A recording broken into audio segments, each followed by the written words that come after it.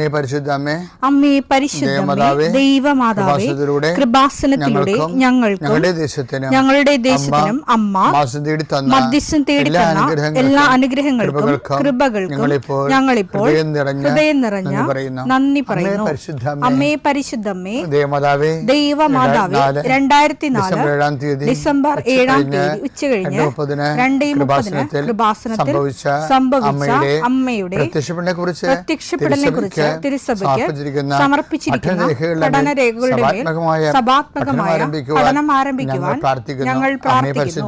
അമ്മേ പരിശുദ്ധമേ, ഭൂസ്വർലോകങ്ങളുടെ രാജ്ഞിയായ അങ്ങേയ്ക്ക് ഭൗമസംരക്ഷണത്തിനായി പ്രപഞ്ചപ്രകൃതിയെ തന്നെ തിരുസഭ പ്രതിഷ്ഠിക്കുവാൻ ഈ പ്രത്യക്ഷീകരണം വഴി ഇടയാക്കണമേ. പരിശുദ്ധമേ, ജപമാല മാതാവേ, സകല കൃപാസനം പ്രാർത്ഥനയോടും ചേർത്ത് ഞങ്ങളിപ്പോൾ പ്രാർത്ഥിക്കുന്ന ഈ കുടുംബത്തിന്റെ പ്രത്യേക നിയോഗം മക്കളെ.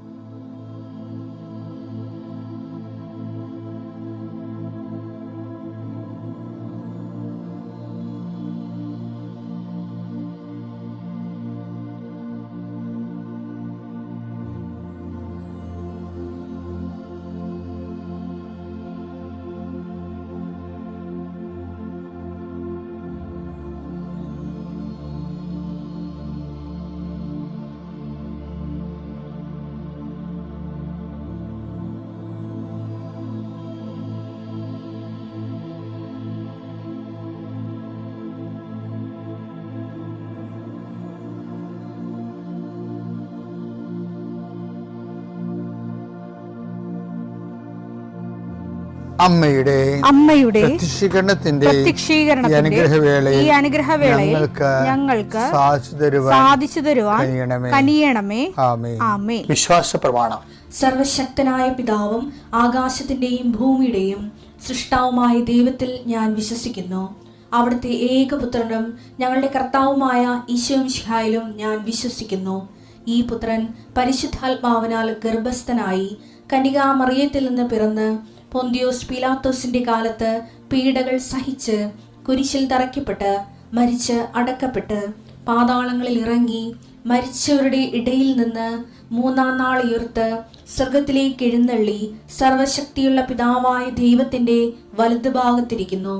അവിടെ നിന്ന് ജീവിക്കുന്നവരെയും മരിച്ചവരെയും വിധിക്കുവാൻ വരുമെന്നും ഞാൻ വിശ്വസിക്കുന്നു. പരിശുദ്ധാത്മാവിലും ഞാൻ വിശ്വസിക്കുന്നു. വിശുദ്ധ കത്തോലിക്കാ സഭയിലും പുണ്യവാന്മാരുടെ ഐക്യത്തിലും പാപങ്ങളുടെ മോചനത്തിലും ശരീരത്തിന്റെ ഉയർപ്പിലും നിത്യമായ ജീവിതത്തിലും ഞാൻ വിശ്വസിക്കുന്നു. ആമേൻ. സുഖസ്ഥനായ ഞങ്ങളുടെ പിതാവേ, അങ്ങയുടെ നാമം പൂജിതമാകണമേ. അങ്ങയുടെ രാജ്യം വരണമേ. അങ്ങയുടെ തിരുമനസ് സ്വർഗത്തിലെ പോലെ ഭൂമിയിലും ആകണമേ. അന്നു വേണ്ടുന്ന ആഹാരം ഇന്ന് ഞങ്ങൾക്ക് തരണമേ. ഞങ്ങളോട് തെറ്റ് ചെയ്യുന്നവരോട് ഞങ്ങൾ ക്ഷമിക്കുന്നത് പോലെ ഞങ്ങളുടെ തെറ്റുകൾ ഞങ്ങളോടും ക്ഷമിക്കണമേ. ഞങ്ങളെ പ്രലോഭനത്തിൽ ഉൾപ്പെടുത്തരുതേ, തിന്മയിൽ ഞങ്ങൾ രക്ഷിക്കണമേ. ആമേൻ. നന്മ നിറഞ്ഞ മറിയമേ, സ്വസ്തി. കർത്താവ് അങ്ങയുടെ കൂടെ സ്ത്രീകളിൽ അങ്ങ് അനുഗ്രഹിക്കപ്പെട്ടവളാകുന്നു. അങ്ങയുടെ ഉദരത്തിൻ ഫലമായി ഈശോ അനുഗ്രഹിക്കപ്പെട്ടവനാകുന്നു. പരിശുദ്ധ മറിയമേ, തമ്പുരാന്റെ അമ്മേ, പാപികളായ ഞങ്ങൾക്ക് വേണ്ടി ഇപ്പോഴും ഞങ്ങളുടെ മരണസമയത്തും തമ്പുരാനോട് അപേക്ഷിക്കണമേ. ആമേൻ. കർത്താവിന്റെ വിശുദ്ധ പൗരോഹിത്യത്തെ മഹത്വപ്പെടുത്തണമേ. കർത്താവെ, സഭയിലുള്ള സാന്നിധ്യം പ്രകടമാക്കണം. 40 വർഷം ഞാൻ അർപ്പിച്ച കൃപാനയുടെ യോഗ്യതയാൽ കൃപാസ്ഥാനത്താറെ ജീവനോടെ പ്രത്യക്ഷപ്പെട്ട പരിശുദ്ധ അമ്മയുടെ മാധ്യസ്ഥത്തിലെ ഞാൻ മക്കളെ ആശീർവദിക്കുന്നു. ഈശോയെ, എവിടെയെങ്കിലും യാത്ര ചെയ്യുന്ന മുമ്പ് ഇതൊന്ന് കൂറിയിട്ട് പോണവരുണ്ട്. ഈശോയെ, അവർ മക്കളുടെ ഇന്നത്തെ മുഴുവൻ യാത്രകൾ ഞാൻ അങ്ങേക്ക് ഏൽപ്പിക്കുന്നു. അവരുടെ കണ്ണുനീര് ഉപ്പണം കർത്താവേ. അവർ പോകുന്ന ഇടങ്ങളിൽ നീ അവിടെ കൂടെ പോകണം. പലരും ഒറ്റക്കാണ്. പലരും അവർ ഒറ്റക്ക് പോയിട്ട് നടക്കാത്ത പല കാര്യങ്ങൾക്ക് വേണ്ടിയാണ് പോണത്. ഓഫീസിലായാലും കോളേജിലായാലും സ്കൂളിലായാലും പരീക്ഷയ്ക്കായാലും ജോലിക്കായാലും ഇൻ്റർവ്യൂവിനായാലും മറ്റ് റവന്യൂ ആയിട്ടുള്ള കാര്യങ്ങൾക്കായാലും കർത്താവ് അങ്ങയുടെ മക്കൾ പോകുന്ന ഇടങ്ങളിലെല്ലാം I will come with you wherever you go. ലോകത്തെ ആവേശപ്പെടുത്തുന്ന അങ്ങയുടെ അഭിഷേക വചനമാണ്. നീ എവിടെ പോയാലും ഞാൻ നിലകൊണ്ടാകും. കർത്താവെ, ഞങ്ങൾ ആഴമായത് വിശ്വസിച്ചുകൊണ്ട് കർത്താവ് ഈ മക്കൾ നിന്നെയും കൊണ്ടുപോകാൻ ഇടയാക്കണമേ. പരിശുദ്ധമേ, സമയത്തിൻ്റെ അധികാരി സഞ്ചാരി മാതാവേ, അങ്ങയുടെ മക്കളുടെ കൂടെ സഞ്ചരിക്കണമെന്ന് പ്രാർത്ഥിക്കുന്നു. പിതാവും പുത്രനും പരിശുദ്ധാത്മാവായ സർവ്വേശ്വര എന്നേക്കും ആമേൻ. എൻ്റെ പ്രിയപ്പെട്ടവരെ, നമ്മൾ ഇന്നലെ അജ്ഞാത പരിശീലനം കണ്ടില്ലേ? അതിനെക്കുറിച്ച് പറഞ്ഞു നിർത്തിയതാണ്. നമുക്ക് എല്ലാവർക്കും ഈ അജ്ഞാത പരിശീലനം കീഴിലുള്ളവരാണ്. നമ്മൾ ശ്രദ്ധിച്ചിട്ടില്ലെന്ന് മാത്രമേ ഉള്ളൂ. നമ്മൾ അതിന് പകരം ആ സമയത്തൊക്കെ ഞാൻ പ്രാർത്ഥിച്ചല്ലോ, ഞാൻ ആത്മീയമായി ജീവിച്ച് കർത്താവിനോട് ചേർന്ന് ജീവിച്ചിട്ട് എനിക്ക് ഇങ്ങനെയൊക്കെയല്ല സംഭവിക്കണമെന്നൊക്കെയാണ് നമ്മൾ പറഞ്ഞ് അജ്ഞാത പരിശീലനത്തിൻ്റെ നിറം കെടുത്തിക്കളയും. അപ്പോൾ ഈ അജ്ഞാത പരിശീലനം എന്താണെന്ന് അറിയാമോ? അതായത് ഉദാഹരണത്തിന് ആ ഗോലിയത്ത് വരുന്നില്ലേ, രാക്ഷസൻ. അപ്പോൾ ഇസ്രയേലിലുള്ള എല്ലാ ക്യാപ്റ്റന്മാരും ബ്രിഗേഡിയർമാരും എല്ലാം അവർ ലീവ് എടുത്ത് വീട്ടിൽ പോകും. വീട്ടിൽ പോയവരാണെങ്കിൽ ഭാര്യമാരെ വിടത്തുമില്ല. കാര്യം ഗോലിയാത്ത് പേര് കേട്ട രാക്ഷസനാണ്. അതുകൊണ്ട് ലീവിന് വീട്ടിൽ പോയാൽ ആരും തിരിച്ചു വന്നില്ല. സാവോൾ രാജാവ് കെട്ടിലായി. ഇസ്രയേൽ ഭയങ്കര നാണക്കേടായി. അത് കേട്ടപ്പോഴാണ് ഗോലിയത്താണെങ്കിൽ അതിർത്തി കിടന്ന് ഭയങ്കര വെല്ലുവിളി. അപ്പോൾ ദാവീദ് അവിടെ അപ്പം കൊടുക്കാൻ വേണ്ടി വന്ന ആളാണെന്ന് നിങ്ങൾക്കറിയാം. വീട്ടിൽ നിന്ന് പറഞ്ഞ് വിട്ടിട്ട് ചേട്ടന്മാർക്ക് അപ്പം കൊടുക്കാൻ വേണ്ടി വന്ന ആളാണ്. അപ്പോൾ ഇവനിങ്ങനെ ഇസ്രയേലിൻ്റെ ദൈവത്തെ വെല്ലുവിളിച്ചിട്ട് ദാവീദിന് ചുരുക്കി പിടിച്ച്. അപ്പോൾ ദാവീദ് എടുത്ത് വയ്ക്കുമ്പോൾ, നീ ചത്ത പട്ടി, എൻ്റെ കർത്താവിനെ ഭത്സിക്കാൻ ഇവൻ ആരാണെന്ന് ചോദിച്ചു. അങ്ങനെ ചേട്ടന്മാരറിയാതെ ഈ ദൈവസ്നേഹത്തിൽ കാളി ഇവൻ ദാവീദിൻ്റെ ഇത് പറയും, ഗോലിയാത്തിനെ കൊല്ലാൻ ഞാൻ പോകാമെന്ന് പറയും. അപ്പോൾ സാവോൾ നോക്കുമ്പോൾ ഇവനൊരു പയ്യൻ, ഇടയ പയ്യനാണ്. വെറുതെ ഇവനൊക്കെ പറഞ്ഞു വിട്ട അയാൾക്ക് അവൻ ഞൊട്ടിക്കളയാണ്. അതുകൊണ്ടാണ് സാവോൾ മുടക്കാൻ വേണ്ടി, നിനക്ക് പരിശീലനം വല്ലതും കിട്ടിയ ആളാണ്, നിനക്ക് യുദ്ധം ചെയ്യാൻ വേണ്ടി പരിശീലനം വല്ലതും കിട്ടിയോ? അപ്പം കിട്ടിയില്ലെന്ന് പറയുകയാണെങ്കിൽ വീട്ടിൽ പോടാന്ന് പറയാൻ പറ്റും. അതാണ് അങ്ങനെ അവന് മടക്കാൻ പറ്റും. അവന് ഒഫൻഡ് ചെയ്യാതെ മടക്കാൻ വേണ്ടി സാവോൾ ചോദിക്കുക, നിനക്ക് യുദ്ധം ചെയ്ത് പരിശീലനമൊന്നും കിട്ടിയിട്ടില്ലല്ലോ എന്ന് പറയും. അപ്പം ദാവീദ് അപ്പോൾ പറയും, എനിക്ക് പരിശീലനമൊന്നും കിട്ടിയിട്ടില്ലെങ്കിൽ ഞാനൊരു സിംഹത്തെ കൊന്നിട്ടുണ്ടെന്ന് പറയും. അവിടുത്തെ ആരും, സാവോൾ പോലും ഒരു സിംഹക്കുഞ്ഞിനെ പോലും കൊന്നിട്ടില്ല. അപ്പോൾ ഇവൻ ഇങ്ങനെ പറഞ്ഞപ്പോൾ സാവോളിന് കോൺഫിഡൻസ് ആവും. പക്ഷെ എന്താണ് സംഭവിക്കണത്? ഇവനെ ദൈവം ഗോലിയാത്തിനെ ഫേസ് ചെയ്യാൻ വേണ്ടി അജ്ഞാതമായ പരിശീലനം നൽകിക്കൊണ്ടിരിക്കുകയാണ്. നമ്മുടെ ചില ഭയങ്കര തന്ത്രപ്രധാനമായ പരിശീലനം വനങ്ങളുടെ ഉള്ളിൽ നടത്തത്തില്ലേ ചില കൂട്ടം ആൾക്കാർ, അതുപോലെ ദൈവം ഇവനെ ജനങ്ങളിൽ നിന്ന് മാറ്റി നിർത്തിയിട്ട് വനാന്തര ഭാഗങ്ങളിലൊരു പരിശീലനം നടത്തുകയാണ്. ഇവൻ്റെ ആടിനെ പിടിക്കാൻ ചിലപ്പോൾ കരടി വരും, ചിലപ്പോൾ സിംഹം വരും. അതുമായിട്ട് ഇവൻ മൽപ്പിടുത്തത്തിലാകും. അവസാനം ദാവീദിന് ജയിക്കേണ്ട രീതി കോൺഫിഡൻസ് ആകും. അപ്പം അതുപോലെ അതാണ് എൻ്റെ വിഷയം. അപ്പോൾ ഇതുപോലെ നമ്മൾക്കും കോൺഫിഡൻസ് കിട്ടാൻ വേണ്ടി ദൈവം അജ്ഞാതമായ പരിശീലനം നമുക്ക് നൽകുന്നതാണ് നമ്മളുടെ ക്ലേശങ്ങളെന്ന്. അജ്ഞാത പരിശീലനമാണ് ഓരോ ക്ലേശങ്ങളും. അപ്പോൾ ഒരു ക്ലേശം നമ്മളുടെ കടന്നു പോകുമ്പോൾ നിങ്ങൾ ഓർക്കണം, ദൈവമാണ് എന്നെ പരിശീലിപ്പിക്കണത്. ഭാവിയിൽ ഈ സാക്ഷ്യ ജീവിതത്തിന് ഇതാവശ്യമായി വരും എന്ന് പറഞ്ഞ് ദൈവത്തിന് നന്ദി പറയണം. അല്ലാതെ എനിക്കിങ്ങനെ സംഭവിച്ചല്ല, ദൈവനോട് ഇങ്ങനെ ചെയ്തല്ല എന്നൊക്കെയുള്ള ഒരു വിവരക്കേടൊന്നും പറയരുത്. കാര്യം ഇത് വളരെ സീരിയസ് ആയിട്ട് നമ്മൾ അജ്ഞാത പരിശീലനം ദൈവം നടത്തുമ്പോൾ ദൈവ പൈതലാണ് നീയെങ്കിൽ നിനക്ക് പെട്ടെന്ന് മനസ്സിലാകും. ജഡിക സന്താനമാണെങ്കിൽ പെട്ടെന്ന് മനസ്സിലാവത്തില്ല. അവരങ്ങനെ മോങ്ങിക്കൊണ്ട് പ്രാർത്ഥന കുറച്ച്, പള്ളിപ്പോക്ക് കുറച്ച്, ഇത്രയും പ്രാർത്ഥിച്ചിട്ട് പ്രാർത്ഥിക്കുന്നതോറും ക്ലേശങ്ങളാണല്ലോ എന്നൊക്കെ പറഞ്ഞൊരു വീട്ടിൽ ചുമ്മാ ഇങ്ങനെ അളിഞ്ഞ വർത്തമാനവും പറഞ്ഞ് ഇങ്ങനെ പിച്ചും പേയും പറഞ്ഞ് വീട്ടിലിരിക്കും. അതിൻ്റെ അർത്ഥം നീ ഈ ഒരു സാധനം കൊണ്ട് ചിലപ്പോൾ നീ ദൈവത്തിൽ നിന്ന് അകന്നു പോയെന്നും വരാം. ചിലപ്പോൾ ദൈവം നിന്നെ ഇത്രയും നാളുള്ള ജോലിയിൽ നിന്നെക്കൊണ്ടൊരു പ്രയോജനമില്ലെന്ന് കണ്ടിട്ട് ചിലപ്പോൾ ദൈവസന്നിധിയിൽ നിന്നെ തള്ളിക്കളയണമെന്ന് ആകുക. പരിശുദ്ധാത്മാവ് ഉണ്ടെങ്കിൽ നമുക്കറിയാൻ പറ്റും എന്താണ് സംഭവിക്കണമെന്നുള്ളത്. ഇങ്ങനെയുള്ളവർക്ക് പരിശുദ്ധ പ്രവർത്തിക്കാനും പാടാണല്ല. അപ്പം ജഡിക സന്താനമല്ലാതെ സത്യസന്ധമായ ദൈവത്തെ ഫോളോ ചെയ്ത് മുന്നോട്ട് പോകാൻ അജ്ഞാത പരിശീലനങ്ങൾ നടക്കുമ്പോൾ അത് മനസ്സിലാക്കാനുള്ള പരിശുദ്ധാത്മാവ് കിട്ടാൻ വേണ്ടി നമുക്ക് പ്രാർത്ഥിക്കാം. എൻ്റെ പേര് എലിസബത്ത് ജീന. ഞാൻ കൊച്ചിയിൽ നിന്ന് വരുന്നു. ഇത് എൻ്റെ മകൾ, ഇത് അപ്പച്ചൻ, ഇത് അമ്മച്ചി. ആദ്യമായിട്ട് ഉടമ്പടി എടുത്തത് 10/10/2024 പരിശുദ്ധ അമ്മയ്ക്കും തിരുക്കുമാരനും എന്നെയും എൻ്റെ കുടുംബത്തെയും പ്രത്യക്ഷീകരണത്തിൻ്റെ സാക്ഷിയായിട്ട് ഇവിടെ നിർത്തിയതിന് 1000 നന്ദി പറയുന്നു. എനിക്ക് ആദ്യമായിട്ട് ലഭിച്ചതൊരു രോഗസൗഖ്യമാണ്. എനിക്ക് ഓസ്റ്റിയോ ആർത്രൈറ്റിസിൻ്റെ പ്രോബ്ലം ഉണ്ടായിരുന്നു. 2 വർഷമായിട്ടുള്ളതായിരുന്നു. 2022 സ്റ്റാർട്ടായതായിരുന്നു. അത് വരുമ്പോൾ നല്ല വേദനയായിരുന്നു. ഡോക്ടറെ കാണിച്ചപ്പോൾ ഡെയിലി പെയിൻ കില്ലർ കഴിക്കണമെന്ന് പറഞ്ഞു. അത് ശരിക്കും ഡെയിലി പെയിൻ കില്ലർ കഴിക്കുന്നത് നമ്മുടെ ബോഡിക്ക് കൊള്ളില്ലാത്തതിനാൽ ഞാൻ അത് കഴിക്കുന്നത് സ്റ്റോപ്പ് ചെയ്തു. 1 വീക്ക് കഴിച്ചിട്ട് സ്റ്റോപ്പ് ചെയ്തു. പിന്നെ ഇവിടെ വന്ന് ഉടമ്പടി എടുത്തു. ഉടമ്പടിയിൽ നിയോഗം വെച്ചു. അത് കഴിഞ്ഞ് സന്ധ്യാപ്രാർത്ഥന കഴിഞ്ഞ് കയ്യിലും കഴുത്തിലും ഇത് ഉടമ്പടി തൈലം തേച്ച് പ്രാർത്ഥിച്ചതിൻ്റെ ഫലമായി 2ാമത്തെ ദിവസം തന്നെ എനിക്ക് വേദന മാറുകയും പിന്നീട് എല്ലാ കാര്യങ്ങളും എനിക്ക് ചെയ്യാൻ സാധിക്കുകയും ചെയ്തു. പരിശുദ്ധ അമ്മയ്ക്കും തിരുക്കുമാരനും 1000 നന്ദി പറയുന്നു. പിന്നെ എനിക്ക് കിഡ്നി സ്റ്റോണിൻ്റെ പ്രോബ്ലം ഉണ്ടായിരുന്നു. എല്ലാ 2 വീക്ക് കൂടുമ്പോഴത്തേക്കും പെയിൻ വരുമായിരുന്നു. പെയിൻ വരുമ്പോഴത്തേക്ക് ഞാൻ ഹോസ്പിറ്റലിൽ പോവും, ഇഞ്ചക്ഷൻ എടുക്കും, തിരിച്ചു വരും, അങ്ങനെയായിരുന്നു. അത് കഴിഞ്ഞാണ് ഞാൻ ഓർത്തത് ഞാൻ ഉടമ്പടിയിലാണല്ലോ, എന്തുകൊണ്ട് ഉടമ്പടി വസ്തുക്കൾ ഉപയോഗിച്ചില്ല എന്ന്.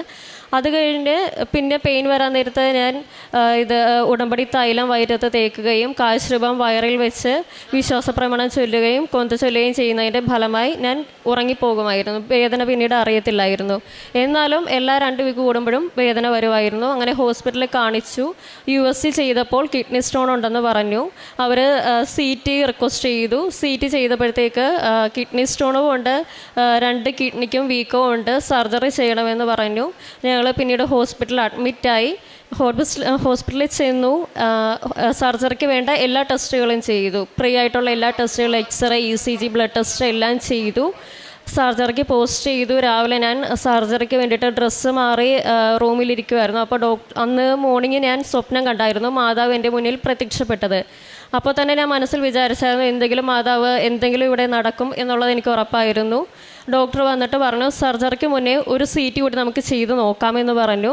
അങ്ങനെ CT റിപ്പീറ്റ് ചെയ്തപ്പോഴത്തേക്കും എനിക്ക് അവിടെ ആ സ്റ്റോൺ ഇല്ല. അങ്ങനെ സർജറി ക്യാൻസലായി. ഞങ്ങൾ ഡിസ്ചാർജ് ചെയ്ത് എന്നെ വീട്ടിൽ വിട്ടു. ഇത് നടക്കുന്നത് 2025 മാർച്ചിലായിരുന്നു. പിന്നീട് എനിക്ക് ഇതുവരെ ആ വേദനയോ ഒന്നും ഇതുവരെ വന്നിട്ടില്ല. അത് കഴിഞ്ഞ് ഞാൻ പിന്നെ ജർമ്മൻ ലാംഗ്വേജ് പഠിക്കുകയായിരുന്നു. ആദ്യം എനിക്ക് ഓൾറെഡി 2 മൊഡ്യൂൾ കിട്ടിയായിരുന്നു. അത് കഴിഞ്ഞ് ആണ് ഞാനിവിടെ വന്ന് ഉടമ്പടി എടുത്തത്. എനിക്ക് പിന്നീടുള്ള 2 മൊഡ്യൂൾ കിട്ടാൻ ഭയങ്കര പാടായിരുന്നു. ഞാൻ 5-6 പ്രാവശ്യം എക്സാം എഴുതി, റൈറ്റിങ്ങും സ്പീക്കിങ്ങും. എത്ര എഴുതിയിട്ടും എനിക്ക് ഞാൻ പാസ്സാകുന്നില്ലായിരുന്നു. അത് കഴിഞ്ഞാണ് ഞാൻ ഓർത്തത് എൻ്റെ ഉടമ്പടിയിൽ കുറച്ച് പോരായ്മകളൊക്കെ ഉണ്ടായിരുന്നു. ഞാൻ ഡെയിലി പള്ളി പോയില്ലായിരുന്നു. പ്രേക്ഷിത പ്രവർത്തനം എന്ന് വെച്ചാൽ പത്രം പള്ളിയിൽ മാത്രമായിരുന്നു കൊടുത്തിരുന്നത്, വേറെങ്ങും കൊടുക്കത്തില്ലായിരുന്നു. അങ്ങനെയുള്ള കുറച്ച് പ്രശ്നങ്ങളുണ്ടായിരുന്നു. ഞാൻ അതെല്ലാം ക്ലിയർ ചെയ്തു. പിന്നീട് എക്സാം എഴുതിയപ്പോഴത്തേക്ക് ഞാൻ 2 മൊഡ്യൂളും പാസ്സായി. അത് കഴിഞ്ഞ് പിന്നെ നല്ലൊരു ഏജൻസിയെ കണ്ടെത്തുക എന്നതായിരുന്നു എൻ്റെ ഒരു കടമ്പ. അത് 2-3 ഏജൻസികൾ നമ്മളിങ്ങനെ കോൺടാക്റ്റ് ചെയ്തുകൊണ്ടിരുന്നു. ആ സമയത്ത് 2025 ഓഗസ്റ്റ് മാസത്തിലെ അച്ഛൻ്റെ ഒരു ഉടമ്പടി ധ്യാനത്തിൽ അച്ഛൻ പറയുകയുണ്ടായിരുന്നു K എന്ന് പറഞ്ഞ ഒരു അക്ഷരത്തെ പറ്റി. അത് ചിലപ്പം ഒരു പേരാകാം, ഏജൻസിയാകാം, വീട്ടുപേരാകാം, എന്താണെങ്കിലും നിങ്ങൾക്ക് മുന്നോട്ട് പോകാമെന്ന് അച്ഛൻ പറഞ്ഞു. അത് പ്രകാരം എന്നെ കോൺടാക്റ്റ് ചെയ്ത് അതിൽ നിന്ന് ആ ഒരു ഏജൻസിയെ ഞാൻ സെലക്ട് ചെയ്തു. ആ ഏജൻസിയുമായിട്ട് ഞാൻ മുന്നോട്ട് പോയി. എൻ്റെ പ്രോസസ്സിങ്ങളൊക്കെ സ്റ്റാർട്ടായി.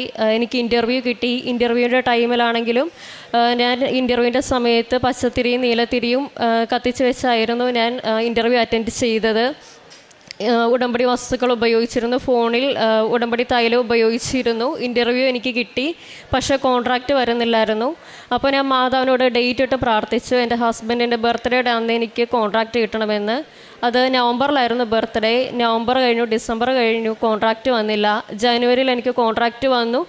കോൺട്രാക്റ്റ് കിട്ടി. ഞാൻ കോൺട്രാക്റ്റ് തുറന്ന് നോക്കിയപ്പോൾ ആ കോൺട്രാക്റ്റ് ഇഷ്യൂ ചെയ്തേക്കുന്നത് ഹസ്ബൻഡിൻ്റെ ബർത്ത്ഡേയുടെ അന്ന് നവംബർ 27 എനിക്ക് കോൺട്രാക്റ്റ് ഇഷ്യൂ ചെയ്തത്. അതുപോലെ തന്നെ അത് കഴിഞ്ഞ് പിന്നെ എനിക്ക് വിസയ്ക്ക് ഡേറ്റ് കിട്ടുന്നില്ലായിരുന്നു. വിസയ്ക്ക് ഡേറ്റ് കിട്ടാണ്ടായപ്പം ഞാനും ഹസ്ബൻഡും കൂടി ഞങ്ങളുടെ VFS കൊച്ചിയിലെ ഓഫീസ് ഞങ്ങളുടെ വീടിൻ്റെ അടുത്താണ്. ഞങ്ങൾ അവിടെ പോയി ഉപ്പിട്ട് പ്രാർത്ഥിച്ചു. ഓഫീസിൻ്റെ ഫ്രണ്ടിൽ പോയി ഉപ്പിട്ട് പ്രാർത്ഥിച്ച് വിശ്വാസപ്രമാണം ചൊല്ലി എനിക്ക് എത്രയും പെട്ടെന്ന് ഡേറ്റ് കിട്ടണമെന്ന്. അങ്ങനെ എനിക്ക് VFSൽ ഡേറ്റ് കിട്ടി. അതും ഡേറ്റ് കിട്ടിയത് മാതാവിൻ്റെ മംഗളവാർത്ത തിരുനാളിൻ്റെ അന്നായിരുന്നു. പക്ഷേ അപ്പോൾ ഏജൻസിക്കാർ പറഞ്ഞൊരു പ്രശ്നം എന്ന് വെച്ചാൽ ഞാൻ വിസക്ക് വെച്ചാൽ എനിക്ക് റിജക്ഷൻ വരും. കാരണം എൻ്റെ ജർമ്മൻ ലാംഗ്വേജിൻ്റെ 2 മൊഡ്യൂൾ ഓൾറെഡി എക്സ്പയർ ആയി. 1.5 ഇയേഴ്സ് കഴിഞ്ഞു.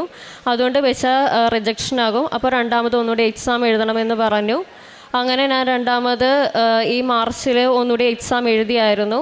അപ്പോൾ എക്സാം എഴുതുമ്പോൾ ഞാൻ മാതാവിനോട് പറഞ്ഞായിരുന്നു, ഞാൻ ഒന്നും പഠിക്കാണ്ടാണ് എഴുതുന്നത്, എനിക്ക് തോറ്റാലും കുഴപ്പമില്ല, കാരണം എനിക്ക് തോക്കുകയാണ് വേണ്ടത്. എന്നാലേ എനിക്ക് പഴയ സർട്ടിഫിക്കറ്റ് വെച്ച് അമ്മ എനിക്ക് വിസ അടിച്ചു തരണം, എന്നാലേ ഞാൻ ശരിക്കും ഒരു സാക്ഷിയാകത്തുള്ളൂ, എല്ലാവർക്കും അതൊരു വിശ്വാസം വരത്തുള്ളെന്ന് പറഞ്ഞ് ഞാൻ അമ്മയോട് അങ്ങനെയായിരുന്നു ഞാൻ പ്രാർത്ഥിച്ചുകൊണ്ടിരുന്നത്. അത് കഴിഞ്ഞ് എക്സാം കഴിഞ്ഞു, ഞാൻ വിസക്ക് വെച്ചു. 1 മാസം കഴിഞ്ഞു, റിസൾട്ട് വന്നു. റിസൾട്ട് വന്നപ്പോഴത്തേക്ക് ഞാനത് 2 ഫെയിലായി. അപ്പോൾ എനിക്ക് ഉറപ്പായിരുന്നു എന്താണേലും മാതാവ് എനിക്ക് വിസ തന്നോളും. മാതാവിനോട് ഞാൻ അങ്ങനെയാണല്ലോ പ്രാർത്ഥിച്ചത്. എൻ്റെ ഒപ്പം വിസക്ക് വെച്ച ഒരു കൊച്ചിന് ആ കുട്ടിക്ക് വന്നു വിസ, പക്ഷേ എനിക്ക് വന്നില്ല. അപ്പോൾ എനിക്ക് തിരിയിൽ പ്രാർത്ഥിച്ചുകൊണ്ടിരുന്നപ്പോൾ പച്ച തിരിയിൽ 28 എന്നൊരു തീയതി എഴുതി കാണിച്ചു.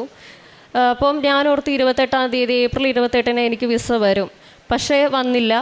അത് കഴിഞ്ഞ് മെയ് 19-ാം തീയതി ഉടമ്പടി ധ്യാനം തുടങ്ങുന്നതിന് തൊട്ട് മുന്നേട്ട് അന്ന് ഞാൻ പ്രാർത്ഥിച്ചത്, രാവിലെ പ്രഭാത പ്രാർത്ഥനയുടെ സമയത്ത് പ്രാർത്ഥിച്ചത്, എനിക്ക് ഇന്ന് എന്തെങ്കിലും ധ്യാനം കഴിയുമ്പോഴത്തേക്ക് മാതാവ് എന്തെങ്കിലും ഒരു മറുപടി ഇതിനെപ്പറ്റി തരണം എന്നായിരുന്നു. അതുപോലെ തന്നെ ധ്യാനത്തിന് മുന്നേ ആയിട്ട് ധ്യാനം തുടങ്ങാൻ നേരത്ത് ഞാൻ യൂട്യൂബിൽ ലിങ്ക് ഓപ്പൺ ചെയ്തു. ധ്യാനത്തിൻ്റെ ഓപ്പൺ ചെയ്ത ആ സെയിം ടൈമിൽ എനിക്ക് മെയിൽ വന്നു, പാസ്പോർട്ട് ഡിസ്പാച്ച്ഡ് എന്നും പറഞ്ഞ്. 2 ദിവസം കഴിഞ്ഞു, വ്യാഴാഴ്ച എനിക്ക് വിസ എൻ്റെ കയ്യിൽ കിട്ടി. ഞാൻ പാസ്പോർട്ട് തുറന്ന് നോക്കിയപ്പോൾ 7-ാമത്തെ പേജിലാണ് എനിക്ക് വിസ അടിച്ച് വന്നേക്കുന്നത്. അതുപോലെ തന്നെ ആ ടൈമിൽ എനിക്ക് 5 എന്ന് പറഞ്ഞ ഒരു ഇതും തിരിയിൽ കാണിക്കുന്നുണ്ടായിരുന്നു. ഇതെല്ലാം എനിക്ക് പച്ച തിരിയിലാണ് കാണിച്ചു കൊണ്ടിരുന്നത്. അപ്പോൾ 5 എന്താണെന്ന് ഇങ്ങനെ ആലോചിച്ചിരുന്നു. ആ സമയത്താണ് ഞാൻ എൻ്റെ ഉടമ്പടി 5-ാമത്തെ ഉടമ്പടി തീരുന്ന ദിവസമായിരുന്നു മെയ് 21. അന്നാണ് എനിക്ക് വിസ എൻ്റെ കയ്യിൽ കിട്ടിയ ദിവസം. അന്ന് എൻ്റെ ഉടമ്പടി തീരുന്നതായിരുന്നു 5-ാമത്തെ. അത് കഴിഞ്ഞ് പിന്നെ തിരിയിൽ 6 കാണിച്ചു. അപ്പം ഞാൻ ഓർത്തു ഞാൻ 6-ാം തീയതി പോകും, 6-ാം തീയതിയാണ് എൻ്റെ ടിക്കറ്റ് വരുന്നതെന്ന് പറഞ്ഞിരുന്നു. പക്ഷേ ആ 6 മാതാവ് കാണിച്ചു തന്നിരുന്നത് എനിക്ക് സാക്ഷ്യം പറയാനൊരു അവസരം തരുന്നതായിരുന്നു. ഇന്ന് 6-ാം തീയതിയാണ്. ഇന്ന് എനിക്കപ്പോൾ മാതാവിൻ്റെ അടുത്ത് വന്ന് സാക്ഷ്യം പറയാൻ പറ്റി. മിനിഞ്ഞാന്നാണ് എനിക്ക് ടിക്കറ്റ് വന്നത്. ഞാൻ ജൂൺ 11-ാം തീയതി വ്യാഴാഴ്ച മോർണിംഗ് 4:30 ജർമ്മനിക്ക് പോകുവാണ്. എൻ്റെ മോള് അവൾ ആദ്യം സംസാരിക്കുമായിരുന്നു. അത് കഴിഞ്ഞ് പിന്നെ ആളൊരു സ്പീച്ച് ഡിലേ പോലെ വന്നു. അപ്പം മിക്കവരും പറഞ്ഞു സ്പീച്ച് തെറാപ്പിക്ക് വിടണം അങ്ങനെയൊക്കെ പറഞ്ഞായിരുന്നു. പക്ഷേ ഞാനിവിടെ ഉടമ്പടിയിൽ നിയോഗം വെച്ചു എന്നും അവളുടെ നാവിൽ ഉടമ്പടി തൈലം തേച്ച് പ്രാർത്ഥിക്കുമായിരുന്നു. ഇപ്പോൾ അവൾ ഒരുപാട് സംസാരിക്കും, കുറേ പാട്ടുകൾ പാടും. കൂടുതലും പാടുന്നത് ഭക്തിഗാനങ്ങളാണ്. അമ്മയ്ക്കും തിരുക്കുമാരനും 1000 നന്ദി. പിന്നെ എൻ്റെ പ്രേക്ഷിത പ്രവർത്തനം എന്ന് പറയുന്നത് എല്ലാ മാസവും ഞാൻ വന്ന് പത്രം വാങ്ങിക്കും. ആദ്യമൊക്കെ ഞാൻ പള്ളികളിൽ മാത്രമായിരുന്നു കൊടുത്തിരുന്നത്. അത് കഴിഞ്ഞ് പിന്നീടാണ് എൻ്റെ ഉടമ്പടിയിലെ പോരായ്മകൾ മനസ്സിലാക്കി ഓരോ നമ്മുടെ സാക്ഷ്യങ്ങൾ കേട്ട് അതിൽ നിന്നൊക്കെ മനസ്സിലാക്കിയാണ് ഞാൻ പിന്നീട് കോളേജുകളും കോളേജിൻ്റെയൊക്കെ ഫ്രണ്ടിൽ പോയി അവർ കോളേജ് വിടുന്ന ടൈം ആകുമ്പം അവിടെ കോളേജിൽ നിന്ന് വരുന്ന പിള്ളേർക്ക് എല്ലാം എൻ്റെ സാക്ഷ്യങ്ങൾ പറഞ്ഞ് ഞാൻ കൊടുക്കുമായിരുന്നു. അത് കഴിഞ്ഞ് പിന്നീട് ഞാൻ ജർമ്മൻ പത്രം മേടിക്കാൻ തുടങ്ങി. അത് മേടിച്ച് എക്സാം സെൻറ്ററിൽ പോയി, കൊച്ചിയിലെ എക്സാം സെൻറ്ററിൽ ചെന്ന് അവിടെ നിന്ന് എക്സാം കഴിഞ്ഞ് പിള്ളേർ വരുന്നത് വരെ ഞാൻ വെയിറ്റ് ചെയ്ത് ഓരോരുത്തർക്കും എൻ്റെ സാക്ഷ്യങ്ങളും എനിക്ക് അപ്പോയിൻമെൻറ്റിന് ഡേറ്റ് കിട്ടിയതും ഞാൻ എക്സാം ജയിച്ചതും എനിക്ക് കിട്ടിയ രോഗസൗഖ്യങ്ങളും ഒക്കെ പറഞ്ഞു കൊടുക്കും. അതുപോലെ തന്നെ അതിൽ കുറേ പേർക്ക് കൃപാസനത്തെ പറ്റി അറിയത്തില്ലായിരുന്നു, ദൂരെയുള്ളവരൊക്കെ ഉണ്ട്. അപ്പോൾ ഓൺലൈൻ എങ്ങനെ എടുക്കണമെന്നൊക്കെ ചോദിച്ചു. അവർക്കൊക്കെ ഞാൻ പറഞ്ഞു കൊടുത്തു, പുറകിൽ ലിങ്കൊക്കെ കാണിച്ചു കൊടുത്തു. നിങ്ങൾക്ക് ഇങ്ങനെ ഓൺലൈൻ ഉടമ്പടി എടുക്കാം, നമ്മുടെ പ്രെയർ റിക്വസ്റ്റ് അല്ലെങ്കിൽ ലൈറ്റ് ക്യാൻഡിൽ ഇടാമെന്നൊക്കെ പറഞ്ഞ് എല്ലാം പറഞ്ഞു കൊടുക്കുമായിരുന്നു. പിന്നെ ഞാൻ ഡെയിലി എൻ്റെ ആത്മീയമായിട്ട് ഞാൻ ഡെയിലി പള്ളിയിൽ പോകും. പിന്നെ 2 ആഴ്ച കൂടുമ്പോൾ കുമ്പസാരിക്കും. ആദ്യം ഉടമ്പടി എടുത്ത ആദ്യ സമയത്ത് ഞാൻ ഡെയിലി പള്ളിയിൽ പോകുമായിരുന്നു. അത് കഴിഞ്ഞ് പിന്നെ എനിക്കൊരു ബ്രേക്ക് വന്നു. അപ്പോഴത്തേക്ക് എൻ്റെ എല്ലാ കാര്യങ്ങളും മൊത്തം സ്ലോ ആകാൻ തുടങ്ങി. പിന്നീട് ഞാൻ രണ്ടാമത് എല്ലാം റീസ്റ്റാർട്ട് ചെയ്തപ്പോഴത്തേക്കുമാണ് മാതാവ് എല്ലാം എനിക്ക് ഫാസ്റ്റാക്കി തന്നത്. എല്ലാ ദിവസവും ഇപ്പോൾ പള്ളിയിൽ പോകും. 2 ആഴ്ച കൂടുമ്പോൾ കുമ്പസാരിക്കും. പിന്നെ റോഡ് സൈഡിലിരിക്കുന്നവർക്ക് ഭക്ഷണങ്ങളൊക്കെ മേടിച്ച് കൊടുക്കാറുണ്ട്. പാവപ്പെട്ട കുഞ്ഞുങ്ങൾക്കൊക്കെ വസ്ത്രം കൊടുക്കാറുണ്ട്. പിന്നെ പണം ആവശ്യമായിട്ടുള്ളവർക്കുള്ള പണം കൊടുക്കാറുണ്ട്. പിന്നെ അനാഥാലയങ്ങളിൽ കുഞ്ഞിൻ്റെ ബർത്ത്ഡേക്കൊക്കെ ഞങ്ങൾ ഭക്ഷണം കൊടുക്കാറുണ്ട്. ഇത്രയുമാണ് എൻ്റെ കാരുണ്യ പ്രവൃത്തികൾ. ഇത്രയും അനുഗ്രഹങ്ങൾ തന്ന പരിശുദ്ധ അമ്മയ്ക്കും തിരുക്കുമാരനും 1000 നന്ദി. സങ്കീർത്തനങ്ങൾ 18:2. അങ്ങാണ് എൻ്റെ രക്ഷാശിലയും കോട്ടയും വിമോചകനും, എൻ്റെ ദൈവവും എനിക്ക് അഭയം തരുന്ന പാറയും, എൻ്റെ പരിചയും രക്ഷാശൃംഗവും അഭയകേന്ദ്രവും. പരിശുദ്ധ മാതാവിൻ്റെ പ്രത്യക്ഷീകരണ സാക്ഷിയായിട്ട് എലിസബത്ത് ജീന കൊച്ചി തൻ്റെ അനുഭവ സാക്ഷി നമുക്ക് മുമ്പിൽ പങ്കുവെക്കുകയായിരുന്നു. ജീവിതത്തിൽ കൊണ്ടു നടന്ന രോഗത്തിൻ്റെതായ ആർത്രൈറ്റിസിൻ്റെയും കിഡ്നി സ്റ്റോണിൻ്റെയൊക്കെ രോഗസൗഖ്യം പരിശുദ്ധ അമ്മയിലൂടെ ഈ മകൾക്ക് പൂർണ്ണമായിട്ട് മാറിക്കിട്ടുകയൊക്കെ ചെയ്തു. പരിശുദ്ധ അമ്മയുടെ സംരക്ഷണ കീഴിലായിരുന്നു ഈ മകളുടെ ജീവിതങ്ങൾ കടന്നുപോയിക്കൊണ്ടിരുന്നത്. അതുപോലെ തന്നെ ജർമ്മനിയിലേക്ക് പോകുവാനുള്ള തീരുമാനങ്ങളാണെങ്കിലും അതോടൊപ്പം തന്നെ അത് കടന്നു പോകേണ്ട കടമ്പകളും അതെല്ലാം കടന്നുപോയത് പരിശുദ്ധ അമ്മയുടെ സംരക്ഷണ കീഴിലായിരുന്നു. നിരവധിയായ അനുഗ്രഹങ്ങളിലൂടെയാണ് ഈ മകള് കടന്നു പോയതും അത് നമുക്ക് മുമ്പിൽ പ്രത്യക്ഷീകരണ സാക്ഷിയായിട്ട് ഈ മകള് പങ്കുവെക്കുകയും ചെയ്തത്. എല്ലാവർക്കും പ്രാർത്ഥനയോട് കൂടി ഈ നമ്മളെ ഓരോരുത്തരെയും പ്രത്യക്ഷീകരണ സാക്ഷിയായിട്ട് ഉയർത്തണമേ എന്നും ഒപ്പം എന്നിവിടെ സാക്ഷിയായിട്ട് പങ്കുവെച്ച ഈ മകളെയും ദൈവാനുഗ്രഹങ്ങൾ കൊണ്ട് അമ്മ മാതാവിനും അമ്മയുടെ പ്രത്യക്ഷീകരണത്തിൻ്റെ സാക്ഷിയാക്കി എന്നെ മാറ്റിയതിന് ആദ്യമേ തന്നെ ഒത്തിരി നന്ദി പറയുന്നു. എൻ്റെ പേര് ഷിനു. ഞാൻ മലപ്പുറം ജില്ലയിൽ നിലമ്പൂർ പാലയമാട് എന്ന സ്ഥലത്ത് നിന്ന് വരുന്നു. സെൻറ്റ് തോമസ് ചർച്ച് പാലയമാട് ഇടവക അംഗമാണ്. ഞാൻ കൃപാസനത്തെ പറ്റി അറിഞ്ഞത് എൻ്റെ ഒരു ആൻറ്റി വഴിയാണ്. ആൻറ്റി സ്ഥിരമായിട്ട് ഇവിടെ വരികയും ഉടമ്പടി എടുക്കുകയും ഒക്കെ ചെയ്യുന്ന ഒരു വ്യക്തിയായിരുന്നു. ആൻറ്റി ഡെയിലി അയച്ചു തരുന്ന സാക്ഷ്യങ്ങളും അതുപോലെ ഡെയിലി ബ്രെഡും ഒക്കെ ആദ്യമേ കണ്ടു തുടങ്ങി. അങ്ങനെ യൂട്യൂബിൽ ഈ സാക്ഷ്യങ്ങൾ സ്ഥിരമായി കണ്ടു തുടങ്ങി കഴിഞ്ഞപ്പോഴാണ് ഞാൻ കൃപാസനത്തിൻ്റെ അത്ഭുത പ്രവൃത്തികളും എല്ലാം മനസ്സിലാക്കിയപ്പോൾ അങ്ങനെയാണ് ഞാൻ കൃപാസനത്തെ പറ്റി ആദ്യമായിട്ട് അറിഞ്ഞത്. ഞാൻ ആദ്യമായിട്ട് ഉടമ്പടി എടുക്കുന്നത് 2024 സെപ്റ്റംബർ 3-നാണ്. ബൈ പ്രൊഫഷൻ ഞാനൊരു നേഴ്സാണ്. ഞാൻ ഉടമ്പടി എടുക്കാൻ ഉണ്ടായ റീസണാണ് ഞാൻ പറയുന്നത്. ഞാൻ 2020 മുതൽ 2024 വരെ സൗദി അറേബ്യയിലാണ് വർക്ക് ചെയ്തുകൊണ്ടിരുന്നത്. ആ സമയത്ത് 4 വർഷത്തോളം അവിടെ നിന്നു. അപ്പം 2 മക്കളുണ്ട്. ഹസ്ബൻഡ് ഖത്തറിലാണ്. പിന്നെ മാതാപിതാക്കളൊക്കെ കുറച്ച് ഏജ്ഡ് ആണ്. അപ്പം അവർക്കും കുറച്ച് ഹെൽത്ത് ഇഷ്യൂസൊക്കെ വന്നു തുടങ്ങി. അപ്പം മക്കളെ നോക്കുന്നതൊക്കെ അവരാണ്. അപ്പം അങ്ങനത്തെ പ്രോബ്ലംസൊക്കെ വന്നു തുടങ്ങിയപ്പം പിന്നെ കൂടെ ഇല്ലാത്തതിൻ്റെ ഒരു മെൻ്റലി ഭയങ്കര ഒരു ഡിഫിക്കൽട്ടീസൊക്കെ വന്നപ്പം എനിക്ക് എങ്ങനെയാണെങ്കിലും അവിടെ കണ്ടിന്യൂ ചെയ്യാൻ പറ്റത്തില്ല എന്നൊരവസ്ഥയിലെത്തി. ആ സമയത്താണ് ഞാൻ അവിടുന്ന് റിസൈൻ ചെയ്യാൻ തീരുമാനിക്കുന്നത്. അങ്ങനെ ഞാൻ റിസൈൻ വെക്കാൻ ഉള്ള എല്ലാ പേപ്പേഴ്സും ഫോർവേഡ് ചെയ്തു. പക്ഷെ എനിക്ക് അറിയത്തില്ല നാട്ടിൽ വന്നു കഴിയുമ്പം എന്താ ചെയ്യണ്ടേ. ഞങ്ങളുടെ അടുത്തൊക്കെ ആണെങ്കിൽ അത്ര വലിയ ഹോസ്പിറ്റൽസ് ഒന്നുമില്ല, ചെറിയ ക്ലിനിക്സൊക്കെ ഉള്ളൂ. അപ്പോൾ എന്താ ചെയ്യേണ്ടതെന്നൊന്നും അറിയത്തില്ല. എങ്കിലും ഞാൻ റിസൈൻ സബ്മിറ്റ് ചെയ്തു. അതിനുശേഷം സൗദിയിൽ ഞങ്ങൾക്ക് നമ്മുടെ പെൻഡിങ് വെക്കേഷൻസ് നമ്മൾ എക്സിറ്റ് പോകുന്നതിന് മുമ്പ് നമുക്ക് അവിടെ തന്നെ എടുത്ത് തീർക്കണം. നമ്മൾ നാട്ടിലേക്ക് വിടത്തില്ല. ആ സമയത്ത് ഞാൻ 2 മാസത്തോളം എനിക്ക് പെൻഡിങ് വെക്കേഷൻ ഉണ്ടായിരുന്നു. ഞാനിപ്പോൾ അവിടെ ഇരുന്ന് എനിക്ക് OET പണ്ട് മുതലേ ഉള്ളൊരു സ്വപ്നമായിരുന്നു. ഇവൻ എൻ്റെ ഹസ്ബൻഡിൻ്റെ ഒരു ഡ്രീമായിരുന്നു യൂറോപ്യൻ കൺട്രിയിൽ വർക്ക് ചെയ്യുക എന്ന് പറയുന്നത്. സോ ഞാൻ അവിടെ ഇരുന്നിട്ട് ഞാൻ OET പ്രിപ്പയർ ചെയ്യാം എന്ന് തീരുമാനിച്ച് ഞാൻ ഒത്തിരി പ്രാർത്ഥിച്ചൊരുങ്ങി. പക്ഷെ എനിക്കറിയത്തില്ല, ഞാൻ normal state syllabus Malayalam medium student ആയിരുന്നു. എൻ്റെ ഫ്രണ്ട്സൊക്കെ ഒത്തിരി പേര് ഒരു 10-11 വട്ടം എഴുതിയിട്ടും കിട്ടാത്തവർ എൻ്റെ കൺമുമ്പിലുണ്ട്. അപ്പോൾ എനിക്ക് അതുകൊണ്ട് ഭയങ്കര ഒരു ഡിസിഷൻ എടുക്കാൻ പറ്റാത്തൊരു സിറ്റുവേഷനിലായിരുന്നു. പിന്നെ മാതാവിൽ ഒത്തിരി വിശ്വാസം ഉള്ള ഒരു വ്യക്തിയായിരുന്നു ഞാൻ.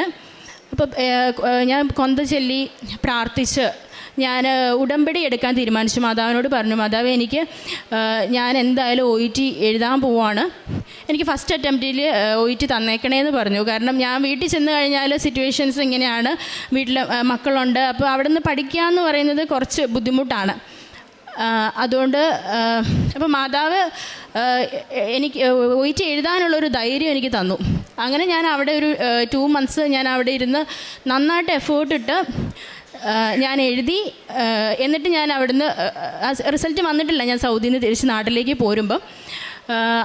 അങ്ങനെ നാട്ടിലെത്തി 1 week കഴിയുമ്പം എൻ്റെ റിസൾട്ട് വന്നു. അങ്ങനെ ഫസ്റ്റ് അറ്റംപ്റ്റിൽ തന്നെ എനിക്ക് OET ക്ലിയർ ചെയ്യാൻ പറ്റി. അതിൽ നിന്ന് ഇതൊരിക്കലും എൻ്റെ മെറിറ്റ് അല്ല. അച്ഛൻ എപ്പോഴും നമ്മുടെ ഉടമ്പടി ധ്യാനത്തിലൊക്കെ പറയുന്നതല്ലേ, not by merit but by grace. അത് എൻ്റെ കാര്യത്തിൽ വളരെ സത്യമാണ്. ഞാൻ ചിന്തിക്കുമ്പം ഒത്തിരി ഇംഗ്ലീഷ് എക്സ്പോഷറുള്ളൊരു വ്യക്തിയൊന്നും ആയിരുന്നില്ല ഞാൻ. അങ്ങനെ ഞാൻ ഉടനെ തന്നെ വന്നിട്ട് കൃപാസനത്തിൽ വന്ന് ഞാൻ ഉടമ്പടി എടുത്തു. അത് കഴിഞ്ഞ് ഞാൻ എൻ്റെ അയർലൻഡ് പ്രോസസ്സിങ് സ്റ്റാർട്ട് ചെയ്തു. അയർലൻഡ് പ്രോസസ്സിങ് സ്റ്റാർട്ട് ചെയ്ത് നമുക്ക് ഫസ്റ്റ് പ്രോസസ്സിംഗ് എന്ന് പറയുന്നത് ഫസ്റ്റ് ഒരു ഡിസിഷൻ ലെറ്റർ കിട്ടുക എന്നുള്ളതാണ്. അപ്പോൾ ആ ഡിസിഷൻ ലെറ്ററിനൊക്കെ ഒരു ഓൾമോസ്റ്റ് 6 months ഒക്കെ ചിലർക്കൊക്കെ എടുക്കുന്നുണ്ട്. പക്ഷേ എൻ്റെ പ്രോസസ്സ് ആദ്യമൊക്കെ വളരെ സ്മൂത്തായിരുന്നു. ഒരു 3 monthsനുള്ളിൽ തന്നെ എനിക്ക് ഡിസിഷൻ ലെറ്റർ കിട്ടി. അങ്ങനെ ആ സമയത്ത് വളരെ സ്മൂത്തായിട്ട് പൊയ്ക്കൊണ്ടിരിക്കുമായിരുന്നു. ഞാനപ്പോൾ ഉടമ്പടി 3 months കഴിയുമ്പോൾ ശരിക്കും ഉടമ്പടി പുതുക്കേണ്ട ഒരു സമയമായി. ആ സമയത്ത് ഉടമ്പടി പുതുക്കാൻ വരാനൊന്നും എനിക്ക് പറ്റിയില്ല. ഞാൻ അവിടെ നാട്ടിലൊരു ഹോസ്പിറ്റലിൽ വർക്ക് ചെയ്യുന്നുണ്ടായിരുന്നു. നമുക്ക് നഴ്സസിന് അറിയാം നമുക്കങ്ങനെ ഗ്യാപ്പ് വരാൻ പറ്റത്തില്ല. അപ്പോൾ ഞാൻ അവിടെ ഒരു ഹോസ്പിറ്റലിൽ കയറി. അതുകൊണ്ട് തന്നെ കുറച്ച് ട്രാവൽ ചെയ്ത് പോകുന്ന ഒരു ഹോസ്പിറ്റലായിരുന്നു. അപ്പം എനിക്ക് ഉടമ്പടിയുടെ കാര്യങ്ങളൊക്കെ എനിക്ക് കറക്റ്റായിട്ട് ഫോളോ ചെയ്യാൻ പറ്റുന്നില്ലാത്തതായിട്ട് എനിക്ക് ഫീൽ ചെയ്തു. അങ്ങനെ ഞാൻ ഒരു 7 മാസത്തോളമൊക്കെ ആയി ഉടമ്പടി രണ്ടാമത് എനിക്ക് പുതുക്കാൻ പറ്റിയില്ല. 1-2 ഇൻ്റർവ്യൂസ് ഞാൻ അറ്റൻഡ് ചെയ്യുകയും ചെയ്തു. ആ സമയത്ത് ഇൻ്റർവ്യൂസൊക്കെ അറ്റൻഡ് ചെയ്തു, അവർ സെലക്റ്റഡ് എന്നൊക്കെ പറയും. പക്ഷേ അതിനുശേഷം ഒരു ഓഫർ ലെറ്ററോ അതിൻ്റെ ഒരു പ്രോസസ്സും പിന്നെ മുന്നോട്ട് നടന്നില്ല. അപ്പം അപ്പോഴാണ് എനിക്ക് ആ ഒരു തിരിച്ചറിവ് ശരിക്കും കിട്ടിയത്. ഞാൻ ഉടമ്പടിയിലാണെന്നേ ഉള്ളൂ, പക്ഷേ എൻ്റെ കറക്റ്റായിട്ടുള്ള ഒരു പ്രാർത്ഥനാ ജീവിതമോ അതുപോലെ പ്രേക്ഷിത പ്രവർത്തനങ്ങളൊന്നും നടക്കുന്നില്ല എന്നുള്ള ഇത് എനിക്ക് മനസ്സിലായി. അപ്പം ഞാൻ പിന്നെ ഉടനെ തന്നെ ഞാൻ വീണ്ടും രണ്ടാമത് ഉടമ്പടി പുതുക്കാനായിട്ട് വന്നു. ഞാൻ ഉടമ്പടി പുതുക്കി വീട്ടിൽ പോയി കഴിഞ്ഞ് ഞാൻ കൂടുതൽ മാതാവിനോട് അടുക്കുകയും പ്രാർത്ഥനാ ജീവിതം നയിക്കുകയും അതുപോലെ തന്നെ അച്ഛൻ്റെ ധ്യാനമൊക്കെ മുടങ്ങാതെ കാണുകയും ഒക്കെ ചെയ്യാൻ തുടങ്ങിയപ്പം എൻ്റെ പ്രോസസ്സ് വീണ്ടും സ്മൂത്തായി തുടങ്ങി. അങ്ങനെ ഒരു 3 months കഴിഞ്ഞപ്പം എനിക്ക് ഡയറക്റ്റ് അവിടെ ഒരു അയർലൻഡിലെ ഒരു ഗവൺമെൻറ് ഏജൻസി CPL എന്നാണ്, അവിടുത്തെ ഒരു ഫേമസ് ഏജൻസിയാണ്. ആ ഏജൻസി ത്രൂ എനിക്കൊരു ഒരു ഇൻ്റർവ്യൂ വന്നു. ആ ഇൻ്റർവ്യൂവിന് അറ്റൻഡ് ചെയ്യുമ്പം ഞാൻ മുമ്പുള്ള ഇൻ്റർവ്യൂസ് അറ്റൻഡ് ചെയ്യുന്ന പോലെ ആയിരുന്നില്ല. ഞാൻ ഇൻ്റർവ്യൂവിന് അറ്റൻഡ് ചെയ്തത് ഓൺലൈൻ ഇൻ്റർവ്യൂ ആയിരുന്നു. ഞാൻ പ്രാർത്ഥിച്ചൊരുങ്ങി, പഠിച്ചൊരുങ്ങുന്നതിനോടൊപ്പം തന്നെ അതിലും അപ്പുറം പ്രാർത്ഥിച്ചൊരുങ്ങി. ഉടമ്പടി നേർച്ച വസ്തുക്കൾ, ഉടമ്പടി തൈലവും ഉടമ്പടി ഉപ്പ് ഞാൻ ഞാൻ ഇരിക്കുന്ന ടേബിളിൽ ഉടമ്പടി ഉപ്പ് വിതറി. അതുപോലെ കാശുരൂപം എപ്പോഴും ഞാൻ കൂടെ കൊണ്ട് നടക്കുമായിരുന്നു. അങ്ങനെ ഇൻ്റർവ്യൂ പാനലിലിരിക്കുമ്പം എന്നോട് ചോദിക്കുന്ന ക്വസ്റ്റ്യൻസ് എല്ലാം തന്നെ ഓൾമോസ്റ്റ് എനിക്ക് കറക്റ്റായിട്ട് പറയാനായിട്ട് പറ്റി. ചില സമയത്ത് എനിക്കൊരു ഡൗട്ട്സ് വന്നാലും അവർ നമ്മളെക്കൊണ്ട് ആ ഒരു ആൻസറിലേക്ക് എത്തിക്കാൻ അവർ മാക്സിമം ട്രൈ ചെയ്യും. ആ സമയത്തൊക്കെ എനിക്കത് കിട്ടാതെ വരുമ്പം ഞാൻ കാശുരൂപം മുറുകെ പിടിക്കുമ്പോൾ എനിക്ക് അതിൻ്റെ എവിടെ നിന്നും അറിയില്ല, ഞാൻ കറക്റ്റ് ആ ഒരു ആൻസറിലേക്ക് എനിക്ക് എത്താനായിട്ട് സാധിച്ചു. അങ്ങനെ എനിക്ക് ആ ഇൻ്റർവ്യൂവിൽ ഞാൻ സെലക്റ്റായി. 3 ദിവസം കൊണ്ട് തന്നെ എനിക്ക് ഓഫർ ലെറ്റർ കിട്ടി. അപ്പോൾ ഇതിന് മുമ്പ് ഞാൻ 2 ഇൻ്റർവ്യൂ അറ്റൻഡ് ചെയ്തപ്പോഴും ആ സമയത്തൊന്നും എനിക്ക് അവർ സെലക്റ്റഡ് എന്ന് പറഞ്ഞിട്ടും ഓഫർ ലെറ്റർ കിട്ടാതിരുന്ന എന്തുകൊണ്ടാണെന്ന് എനിക്ക് ഇപ്പോഴും മനസ്സിലായിട്ടില്ല. കാരണം അതിപ്പോൾ ജെനുവിൻ ആയിരുന്നു എന്ന് പോലും എനിക്ക് മനസ്സിലായിട്ടില്ല. പക്ഷേ ഞാൻ വിചാരിക്കുന്നത് ആ സമയത്തൊന്നും എനിക്ക് കിട്ടാതിരുന്നത് എൻ്റെ അമ്മ മാതാവ് ഈശോപ്പയും എനിക്ക് വേണ്ടി കരുതി വെച്ചിരിക്കുന്നത് അതിലും വലുതായിരുന്നു. ഇതിപ്പം ഒരു ഗവൺമെൻറ് ഹോസ്പിറ്റലിലേക്ക് ഗവൺമെൻറ് ഏജൻസി റിക്രൂട്ട് ചെയ്യുന്ന നല്ലൊരു പൊസിഷനിലേക്ക് പോകാനായിട്ട് എനിക്ക് സാധിച്ചു. അതിനുവേണ്ടി മാതാവ് എന്നെ ഒരുക്കുകയായിരുന്നു എന്ന് എനിക്കിപ്പോൾ മനസ്സിലാവുന്നു. അതിൻ്റെ ഇടയ്ക്ക് ഞാൻ പല രീതിയിലുള്ള വിസകൾ അപ്ലൈ ചെയ്തിട്ട് ഞാൻ എക്സാം വിസ അപ്ലൈ ചെയ്തു. ആ സമയത്ത് എക്സാം വിസ റിജക്റ്റായി. ആ റിജക്ഷനൊക്കെ ഇതിൻ്റെ ഒരു റീസണാണ്. കാരണം എക്സാം വിസയ്ക്ക് പോയാലും ഒത്തിരി ഡിഫിക്കൽട്ടീസ് നമ്മളവിടെ ഫേസ് ചെയ്യേണ്ടതായിട്ട് വരും.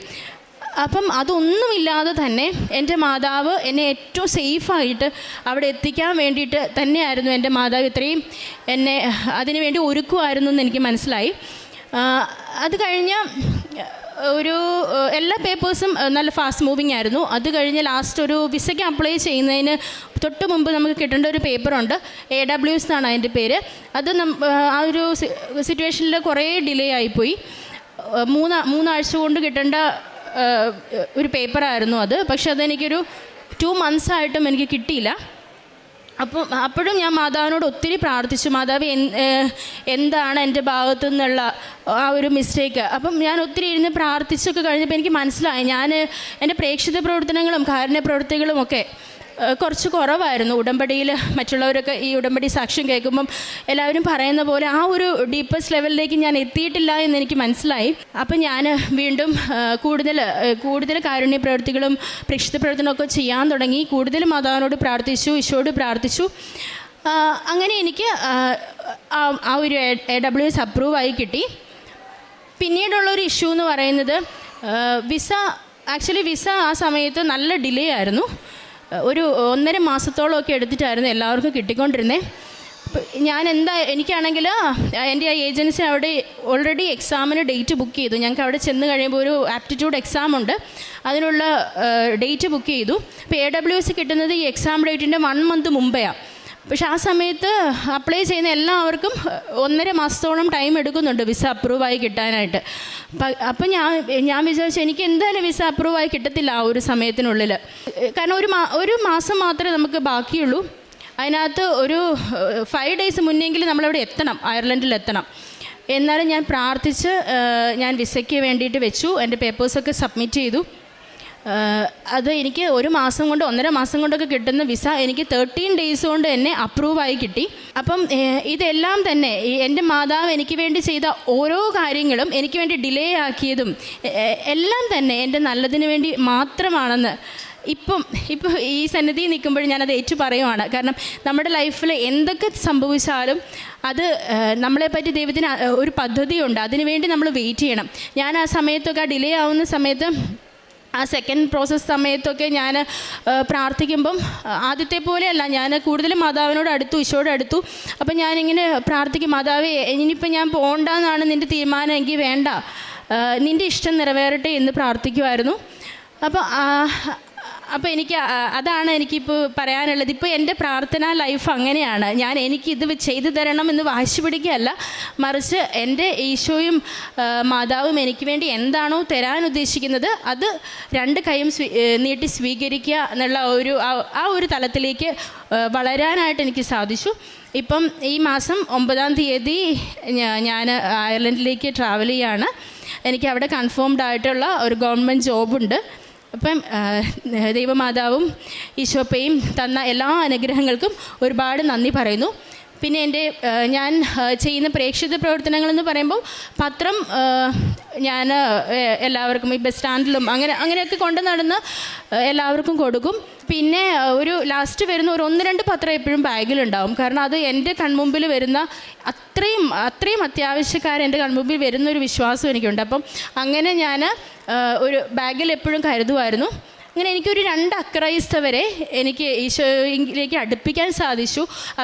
എൻ്റെ 2 ഫ്രണ്ട്സ്, ഒരു കൊച്ചു ഇവിടെ ഓൾറെഡി വന്ന് പ്രാർത്ഥിക്കുകയൊക്കെ ചെയ്തു. അവൾക്ക് ഉടമ്പടി എടുക്കാൻ പറ്റിയിട്ടില്ല, പക്ഷേ അവൾ വന്ന് പ്രാർത്ഥിച്ചു. അവൾ എന്നോട് വിളിച്ച് പറഞ്ഞു, ചേച്ചി ഞാൻ അവിടെ പോയി പ്രാർത്ഥിച്ചായിരുന്നു. ഒത്തിരി അവളുടെ ലൈഫിൽ ഒത്തിരി അത്ഭുതങ്ങൾ അവൾ ഇപ്പം ഇങ്ങനെ അവൾക്കും കിട്ടിക്കൊണ്ടിരിക്കുകയാണ്. ആ സമയത്തൊക്കെ അവൾ അതെല്ലാം എന്നോട് വിളിച്ച് പറയും. അപ്പോൾ അതെനിക്ക് അതൊരു വളരെ വലിയൊരു സന്തോഷമാണ്. കാരുണ്യ പ്രവർത്തനങ്ങളെന്ന് പറയുമ്പം ഞങ്ങളുടെ വീടിൻ്റെ അടുത്ത് ഒരു സ്നേഹഭവനുണ്ട്.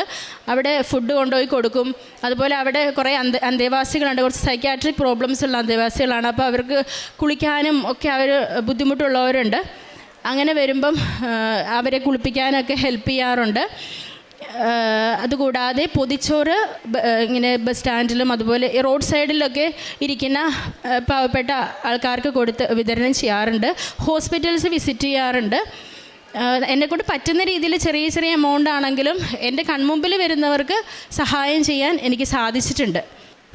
Thank you. ഈശോയ്ക്ക് ഒത്തിരി നന്ദി പറയുന്നു. ഈശോയ്ക്കും മാതാവിനും എൻ്റെ ജീവിതത്തിൽ എനിക്ക് ചെയ്തു തന്ന ഓരോ നന്മകൾക്കും ഞാൻ ഒത്തിരി നന്ദി പറയുന്നു. സങ്കീർത്തനങ്ങൾ 18:35.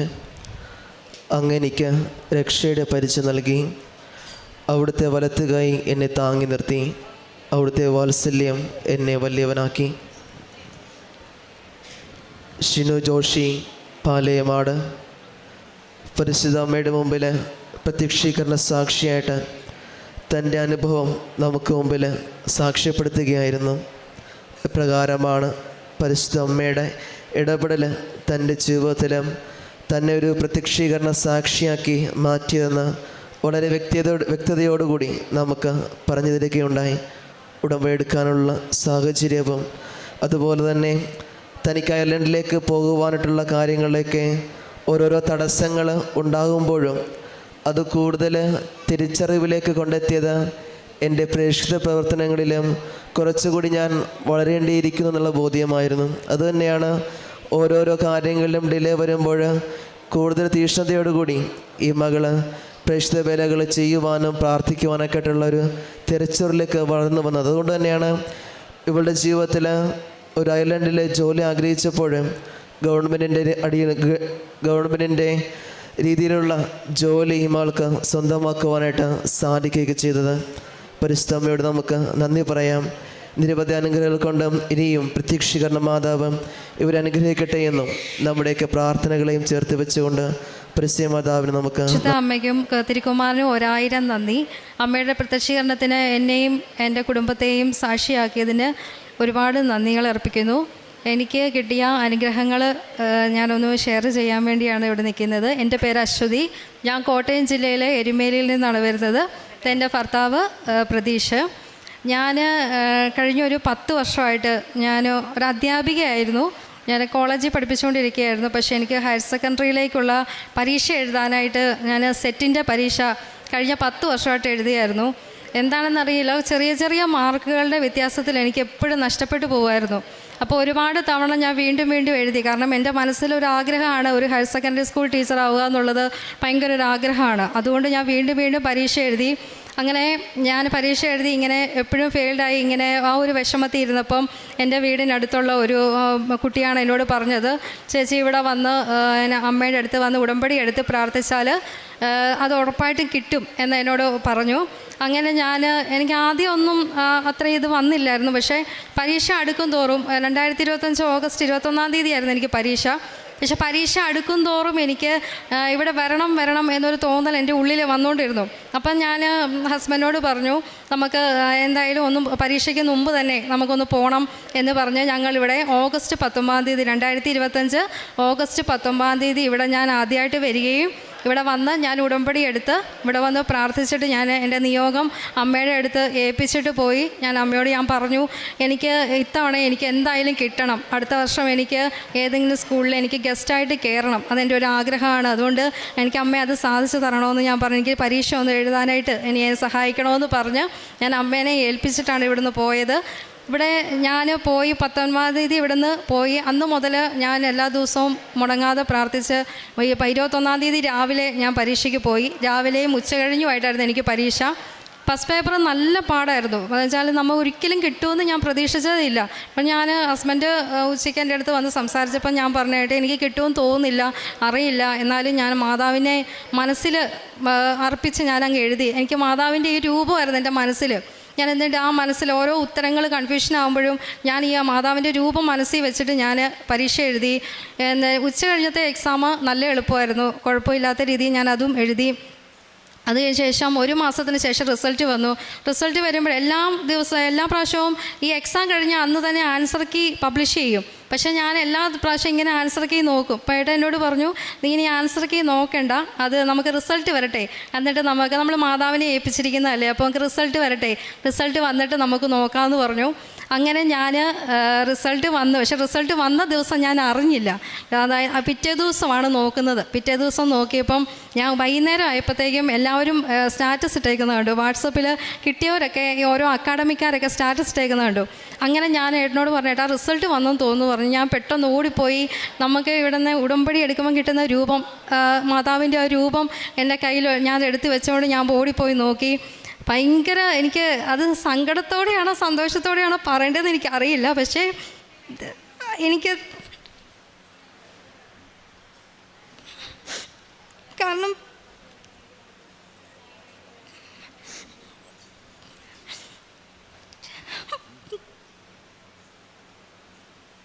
10 വർഷമായിട്ട് ഞാൻ കാത്തിരുന്ന ഒരു എക്സാം ആയിരുന്നു. അതെനിക്ക് മാതാവ് തന്നെ അനുഗ്രഹിച്ച് പാസ് മാർക്കിനേക്കാളും എനിക്ക് 2 മാർക്ക് കൂടുതലാണ് അമ്മ എനിക്ക് തന്നത്. എനിക്ക് ഒരുപാട് നന്ദി ഞാൻ അമ്മയോട് ഈ ഒരു സന്നിധിയിൽ ഞാൻ പറയുവാണ്. അതുപോലെ തന്നെ ഹസ്ബൻഡ് സിനിമയിൽ ഒരു റൈറ്ററാണ്. അദ്ദേഹത്തിൻ്റെ വർക്കും കാര്യങ്ങളുമായിട്ട് കുറച്ച് പെൻഡിങ്ങായി കിടക്കുമായിരുന്നു. അത് ഞാൻ അമ്മയുടെ അടുത്ത് വന്ന് ഞാനത് പ്രാർത്ഥിച്ചിട്ടാണ് പോയത്. അത് നിയോഗത്തിൽ സമർപ്പിച്ചു. അതും ഞാൻ ഉടമ്പടി എടുത്തതിൻ്റെ 15-ാം ദിവസമാണ് ഏട്ടൻ എന്നെ വിളിച്ചിട്ട് പറഞ്ഞു, എന്നെ അച്ചു എന്നാണ് എന്നെ വിളിക്കുന്നത്. അപ്പോൾ ഏട്ടനോട് പറഞ്ഞു, അച്ചു അമ്മയോട് വലിയൊരു താങ്ക്സ് പറഞ്ഞേര്, എനിക്ക് അഡ്വാൻസ് തുക കിട്ടിയെന്ന്. അത് മീറ്റിങ്ങിന് പോയതായിരുന്നു. അഡ്വാൻസ് തുക കിട്ടിയെന്നും പറഞ്ഞ് എന്നെ വിളിച്ചു പറഞ്ഞു. പിന്നെ 3-ാമത്തെ ഒരു കാര്യം, എൻ്റെ അമ്മയ്ക്ക് അസുഖബാധിതയാണ്. പാർക്കിൻസൺ എന്ന് പറഞ്ഞൊരു അസുഖമാണ്. അമ്മയ്ക്ക് തീർത്ത് വയ്യ. അപ്പം ചെറുതായിട്ട് നടക്കത്തേ ഉള്ളൂ. അധികം പ്രായമൊന്നും ആയിട്ടില്ല. എങ്കിൽ പോലും അമ്മയ്ക്ക് തീർത്ത് വയ്യ. അപ്പം അങ്ങനെ വന്നപ്പോൾ അമ്മേനെയും കൊണ്ട് ഇടയ്ക്കിടയ്ക്ക് ആശുപത്രി പോകേണ്ട അവസ്ഥകളൊക്കെ ഉണ്ടാകും. അപ്പോൾ ഈ പ്രഷർ കൂടുമ്പോഴത്തേക്ക് അമ്മയ്ക്ക് ഹൈ പ്രഷറും കയറും. ഹൈ പ്രഷർ കയറി അമ്മയ്ക്ക് പിന്നെ നേരെ നിൽക്കാൻ വയ്യ. ഛർദ്ദിച്ച് അമ്മ നിലത്തേക്ക് അതുപോലത്തെ അവസ്ഥയാവും. പിന്നെ അമ്മയ്ക്ക് ബോധമില്ലാത്ത രീതിയിൽ അമ്മ ഇങ്ങനെ കിടക്കുക. ഒരു പ്രാവശ്യം ഇതുപോലെ നമുക്ക് വണ്ടിയൊന്നും കിട്ടാനില്ല. ഓട്ടോക്കാരെ വിളിച്ചാൽ അവർക്ക് തിരക്കാം. അവർക്ക് അടുത്ത ഓട്ടോ ഉണ്ടെന്ന് പറഞ്ഞ് അവർ ധൃതി വയ്ക്കും. പിന്നെ നമ്മൾ അടുത്ത കാറ് അല്ലെങ്കിൽ കാറ് റെൻറ്റിനെടുത്ത് വേണം പോകാനായിട്ട്. അങ്ങനെ വന്നപ്പം ഞങ്ങൾ എപ്പോഴും റെൻറ്റിനെടുത്താണ് പോകുന്നത്. അപ്പം റെൻറ്റിനെടുക്കുമ്പോൾ ഒരു ദിവസം നമുക്ക് റെൻറ്റ് കൊടുക്കണം. പിന്നെ 2-ാമത്തെ ദിവസം ആകുമ്പോഴത്തേക്ക് റെൻറ്റിൻ്റെ അളവ് കൂടും. ആശുപത്രിയിലെ ചിലവുകളും എല്ലാം കൂടെ ആകുമ്പോഴത്തേക്കും ചിലപ്പോൾ നമുക്ക് താങ്ങാൻ പറ്റത്തില്ലാത്ത അവസ്ഥകളൊക്കെ ഉണ്ടാവും. അങ്ങനെ വന്നപ്പം ഞാൻ ഒരു പ്രാവശ്യം കഴിഞ്ഞ പ്രാവശ്യം ഇവിടെ വന്നപ്പം ഞാനിവിടെ വന്നപ്പോഴും ഞങ്ങൾ ബൈക്കിനാണ് വന്നത്. ബൈക്കിന് വന്നപ്പോൾ എനിക്ക് ഇച്ചിരി ഹെൽത്തി പ്രോബ്ലം ഉണ്ടായിരുന്നു. വെയിൽ കൊണ്ട് വന്നപ്പോൾ എനിക്ക് ഇച്ചിരി പ്രശ്നങ്ങളുണ്ടായി. വയറുവേദനയൊക്കെ ആയി. എനിക്ക് നല്ല പ്രശ്നമുണ്ടായി. ഞാൻ എന്നിട്ട് മാതാവിൻ്റെ അവിടെ നിന്ന് പറഞ്ഞു. എനിക്ക് അതിനൊപ്പം തന്നെ എൻ്റെ അമ്മയുടെ അനിയത്തിക്ക് കഴിഞ്ഞ മാസമാണ് ബ്രസ്റ്റ് ക്യാൻസർ ആണെന്ന് സ്ഥിരീകരിച്ചത്. അപ്പോൾ അവരെയും കൊണ്ട് ആശുപത്രിയിൽ പോകാനായിട്ട് അവർക്ക് വണ്ടികളോ ഒന്നും തന്നെ ഇല്ല. അവർക്ക് ഒരു കുട്ടി മാത്രമേ ഉള്ളൂ. അവൾ ഇച്ചിരി ദൂരെയാണ് കല്യാണം കഴിപ്പിച്ച് വിട്ടേക്കുന്നത്. ഇച്ചിരി പ്രശ്നങ്ങളൊക്കെ ആയതുകൊണ്ട് അവളെ സമീപിക്കാൻ പറ്റത്തില്ല. അപ്പോൾ ഇവർക്ക് എന്ത് ചെയ്യണമെന്ന് അറിയത്തില്ലാതെ ബുദ്ധിമുട്ടി നിന്ന സമയം നമുക്ക് വണ്ടിയൊന്നും കിട്ടാൻ സൗകര്യങ്ങളില്ല. അങ്ങനെയൊക്കെ ഒരുപാട് സാഹചര്യങ്ങൾ വന്നു. ഉള്ളവരാണെങ്കിൽ അവർക്ക് വിട്ടുകൊടുക്കാനായിട്ടുള്ള മനസ്സുമില്ല. അപ്പോൾ അങ്ങനെ വന്നപ്പം ഞാൻ ഏട്ടനോട് പറഞ്ഞു, നമുക്കിപ്പോൾ വണ്ടി എടുക്കാനുള്ള സാഹചര്യമൊന്നും അല്ല എങ്കിൽ പോലും നമുക്കൊരു വണ്ടിക്ക് നോക്കിയാലോ എന്ന് ഓർത്തു. ഇവിടെ മാതാവിനോട് ഞാൻ പ്രാർത്ഥിച്ചിട്ട് പോയി. കഴിഞ്ഞ ഉടമ്പടി എടുക്കാൻ അന്ന് വന്നപ്പോഴാണ് എനിക്ക് പ്രശ്നമുണ്ടായി. ഞാൻ തിരിച്ചു പോകുമ്പം എനിക്ക് നല്ല വയറുവേദനയും ഭയങ്കര അസ്വസ്ഥതയൊക്കെ ആയിട്ട് വെയിൽ കൊണ്ടതിൻ്റെ പ്രശ്നങ്ങളും എല്ലാമായിട്ട് ഞാൻ ഇവിടുന്ന് ഒരുപാട് ബുദ്ധിമുട്ടിയാണ് പോയത്. അപ്പം ഞാൻ അമ്മയോട് ഇവിടെ നിന്ന് പറഞ്ഞു, അടുത്ത ഉടമ്പടി പുതുക്കാൻ വരുമ്പം എനിക്ക് ഒരു കാറിൽ വരാനുള്ളൊരു ഭാഗ്യം എനിക്ക് തരണേന്ന് പറഞ്ഞു. അതുപോലെ തന്നെ ഞാൻ ഒരു കാറിന് അപേക്ഷിച്ചപ്പോൾ ആദ്യം ഞങ്ങൾക്ക് സ്വന്തമായിട്ട് വീടില്ല. ഞങ്ങൾ റെൻറ്റിലാണ് താമസിക്കുന്നത്. സ്വന്തമായിട്ട് വീടില്ലാത്തത് കൊണ്ട് കരമടച്ച രസീതോ അങ്ങനെയൊന്നും കൊടുക്കാനായിട്ട് നമുക്ക് പറ്റിയിട്ടുണ്ടാവില്ല. അപ്പോൾ അങ്ങനെ വന്നപ്പോൾ ഫിനാൻസുകാർ ഇങ്ങനെ പറഞ്ഞു, ഇങ്ങനെ രസീത് വരണം, അല്ലെങ്കിൽ കറണ്ട് ബില്ലടച്ചതിൻ്റെ രസീത് അങ്ങനെയൊക്കെ തരണം നമുക്ക്. അങ്ങനെ കുറേ കാര്യങ്ങളൊക്കെ വന്നു. പക്ഷേ എന്തോ ഞാൻ അമ്മേനെ മുറുകെ പിടിച്ച് എൻ്റെ അമ്മയുടെ ഒരു കസിനോട് ഞാൻ ചോദിച്ചു, കരമടച്ച രസീത് തരാമോയെന്ന് ചോദിച്ചു. അവരങ്ങനെ എനിക്ക് തന്നു. അത് തന്ന് ഞാൻ അവിടെ കൊടുത്തു. എനിക്കറിയില്ല, അതിനകത്ത് ഒരുപാട് അത്ഭുതങ്ങൾ നടന്നു. കാരണം ഞാൻ അതിന് മുമ്പെടുത്ത വണ്ടിയുടെ പേയ്മെൻറ്റുകളെല്ലാം ഞങ്ങൾ കറക്റ്റായിട്ട് അടച്ചതുകൊണ്ട് ഞങ്ങൾക്ക് 2ാമത് ലോൺ തരാനായിട്ട് ഫിനാൻസുകാർ തയ്യാറായി. അങ്ങനെ 1 രൂപ പോലും ഡൗൺ പേയ്മെൻറ്റ് അടയ്ക്കാതെ പ്രോസസ്സിംഗ് ഫീ എല്ലാം നമുക്ക് ആ ലോണിൽ തന്നെ കയറി എനിക്കൊരു മാതാവ് ഒരു വണ്ടി തന്നെ അനുഗ്രഹിച്ച് ഇന്ന് ഞാൻ ആ വണ്ടിയിലാണ് ഇങ്ങോട്ട് വന്നത്. ഉടമ്പടി എടുക്കാനായിട്ട് താക്കോല് ഞാനിവിടെ സമർപ്പിച്ചിട്ടുണ്ട് അമ്മയുടെ മുന്നിൽ. എൻ്റെ വണ്ടിയുടെ കളറെന്ന് പറഞ്ഞാൽ അമ്മയുടെ മെഴുകുതിരിയുടെ കളറ്. ഞാനത് ഓടിച്ചു പോലും നോക്കാനായിട്ട് ഞങ്ങളവിടെ പോയില്ല. അത് ഞങ്ങൾക്ക് ഒരു വണ്ടി ഞങ്ങൾ ആപ്ലിക്കേഷനിൽ കണ്ടു, ഇഷ്ടപ്പെട്ടു. ഞങ്ങൾ ഓടിച്ചു പോലും നോക്കാതാണ് ഞങ്ങൾ അവിടെ പോയത്. അവിടെ ചെന്ന് ഞങ്ങൾക്ക് വണ്ടി ഞങ്ങൾ പേയ്മെൻ്റ് എല്ലാം എല്ലാ കാര്യങ്ങളും ചെയ്ത് വണ്ടി റെഡിയായി ഞങ്ങൾ വണ്ടിയും കൊണ്ട് വന്നു. ഇന്ന് ഞാൻ ആ വണ്ടിയും കൊണ്ടാണ് വന്നത്. ഇവിടെ എനിക്ക് വെഞ്ചരിക്കുമോ എന്നറിയില്ല, അതുകൊണ്ട് ഞാൻ വെഞ്ചരിക്കാൻ വേണ്ടിയുള്ള രീതിയിലാണ് വന്നത്. അപ്പം ഞാൻ എന്തായാലും അമ്മയുടെ അടുത്ത് എൻ്റെ വണ്ടിയുടെ താക്കോൽ ഞാൻ സമർപ്പിച്ചിട്ടുണ്ട്. പിന്നെ ഞാനിവിടെ ചെയ്തിരിക്കുന്ന പ്രേക്ഷിത പ്രവർത്തനങ്ങൾ എന്ന് പറഞ്ഞാൽ പത്രങ്ങൾ എല്ലാവർക്കും കൊടുക്കുമായിരുന്നു, പറ്റുന്ന രീതിയിൽ എല്ലാവരെയും സഹായിക്കുമായിരുന്നു. പിന്നെ ഞാൻ രാവിലെ പോകുമ്പോഴും ഈ പരീക്ഷയ്ക്ക് പോയ സമയത്താണെങ്കിലും ഈ ഉടമ്പടി തൈലം ഞാൻ എടുത്ത് നമ്മുടെ നിറുകയിലൊന്ന് ചാർത്തിയിട്ടായിരുന്നു പൊയ്ക്കൊണ്ടിരുന്നത്. അതുപോലെ തന്നെ ഉപ്പ്, ഇവിടുന്ന് കൊണ്ടുവന്ന ഉപ്പ്, എനിക്ക് എന്തെങ്കിലും ഒരു ക്ഷീണമോ വയ്യാഴികയോ തോന്നുകയാണെങ്കിൽ നമ്മൾ ചോറിൻ്റെ കൂടെ, ഞാൻ അങ്ങനെയായിരുന്നു ചെയ്തിരുന്നത് കേട്ടോ. ഞാൻ ചെയ്ത രീതിയാണ് പറഞ്ഞത്. ഞാൻ ചോറിൻ്റെ കൂടെ ഈ ഉപ്പായിരുന്നു ഞങ്ങൾ ഉപയോഗിച്ചുകൊണ്ടിരുന്നത്. പിന്നെ ആവശ്യം നമുക്ക് ചെയ്യാൻ പറ്റുന്ന രീതിയിലുള്ള കാര്യങ്ങളെല്ലാം നമ്മൾ ചെയ്യുമായിരുന്നു. പിന്നെ പ്രാർത്ഥനാ ജീവിതം എന്ന് പറയുന്നത്, ഞാൻ ഇവിടുന്ന് ഉടമ്പടി എടുത്തു പോയ അന്ന് മുതൽ, ഞാനൊരു ഹിന്ദുവാണ്, അതിന് ഞാൻ ഉടമ്പടി എടുത്തു പോയ അന്ന് മുതൽ എൻ്റെ കയ്യിലൊരു കുഞ്ഞു പുസ്തകം ഉണ്ടായിരുന്നു, ഒരു ജപമാല, ഒരു പുസ്തകം, മാതാവിൻ്റെ പുസ്തകം ഉണ്ടായിരുന്നു. ഒരു ദിവസം പോലും മുടങ്ങാതെ എല്ലാ ദിവസവും മാതാവിൻ്റെ ജപമാല ഞാൻ അറിയാവുന്നവരോടെല്ലാം ചോദിച്ചിട്ട് എല്ലാ കാര്യങ്ങളും ഞാൻ ഒരു ദിവസം പോലും മുടങ്ങാതെ രാവിലെയും വൈകിട്ടും പ്രാർത്ഥിക്കുകയും ജപമാല ചൊല്ലുകയും എല്ലാം ചെയ്ത് ഇത്രയും അനുഗ്രഹങ്ങൾ തന്ന മാതാവിനും തിരുക്കുമാരനും 1000 1 കോടി നന്ദി. എത്ര നന്ദി പറഞ്ഞാലും തീരത്തില്ല. 1 കോടി നന്ദി പറഞ്ഞ് നിർത്തും. അനുഗ്രഹീതർ എന്ന് ജനതകൾ നിങ്ങളെ വിളിക്കും. നിങ്ങളുടെ ദേശം ആനന്ദത്തിൻ്റെ ദേശമാകും. സൈന്യങ്ങളുടെ കർത്താവ് അരുൾ ചെയ്യുന്നു. മലാക്കിയുടെ പുസ്തകം 3-ാം അധ്യായം 12-ാം വചനമാണ്. വിശ്വാസത്തോടെ പ്രാർത്ഥിച്ചത് ഈ അമ്മയോടാണ്. സമയത്തിന് മേൽ അധികാരമുള്ള അമ്മ. ഇത്രയും വർഷം നടക്കാത്ത കാര്യങ്ങളാണ് പരിശുദ്ധ അമ്മയുടെ മധ്യസ്ഥതയിലൂടെ ഉടമ്പടി എടുത്ത ഉടനടി പരിഹാരമായിട്ട് ഇവരുടെ ജീവിതത്തിലേക്ക് ഈശോയും അമ്മയും കടന്നു ചെല്ലുന്നത്. അതുപോലെ തന്നെയാണ് ഒരു വാഹനം എടുക്കുന്നത് ഒരു സ്വപ്നമായിരുന്നു. കാരണം അതിനുള്ള സിവിൽ സ്കോർ ഇല്ല. പക്ഷെങ്കിൽ ഇവിടെയും ഈ മകൾ ആഗ്രഹത്തോടെ സന്തോഷത്തോടെയാണ് അമ്മയോട് ചോദിച്ചത്, അമ്മയുടെ ആലയത്തിൽ വരുവാനായിട്ടും സ്വന്തം അമ്മേനെ ഹോസ്പിറ്റലിൽ കൊണ്ടുപോയിട്ട് ശുശ്രൂഷിക്കാനുമൊക്കെ ആയിട്ട് ഒരു വാഹനം തരാമോ എന്ന് ചോദിച്ചപ്പോഴേ അവിടെയും ഒരു മെറിറ്റും ഇല്ലാത്തിടത്താണ് ഈശോയും അമ്മയും ഇടപെട്ട് ഈ മകനും ഒരു വാഹനം നൽകി അനുഗ്രഹിക്കുന്നത്. നമ്മൾ വിശ്വാസത്തോടെ പ്രാർത്ഥിക്കുന്നതെല്ലാം തരുന്ന ഒരു ദൈവമാണ്. ഇതുകൊണ്ടാണ് നമ്മൾ പറയുന്നത്, ഉടമ്പടി മക്കളുടെ ജീവിതത്തിൽ അനുഗ്രഹീതർ എന്ന് ജനതകൾ നിങ്ങളെ വിളിക്കും. നിങ്ങളുടെ ദേശം ആനന്ദത്തിൻ്റെ ദേശമാകും. സൈന്യങ്ങളുടെ കർത്താവാണ് അരുൾ ചെയ്യുന്നതെന്നാണ്. നമ്മൾ ഉടമ്പടിയിലാകുമ്പോൾ നമ്മളൊരു മറ്റ് ജനതകളിൽ നമ്മളെ വ്യത്യസ്തരാക്കുന്നത് ദൈവത്തിൻ്റെ സാന്നിധ്യമാണ്, ദൈവ അനുഗ്രഹങ്ങളാണ്. അതുകൊണ്ടാണ് അനുഗ്രഹീതരെന്ന് മറ്റ് ജനതകൾ നമ്മെ വിളിക്കുന്നത്. കാരണം നമ്മൾ ഉടമ്പടിയിലാണ്. നമ്മുടെ ദേശം ആനന്ദത്തിൽ, നമ്മുടെ ഭവനം, നമ്മുടെ ജീവിതം ആനന്ദത്തിൻ്റെ ഒരു ദേശമാകുമെന്നാണ്.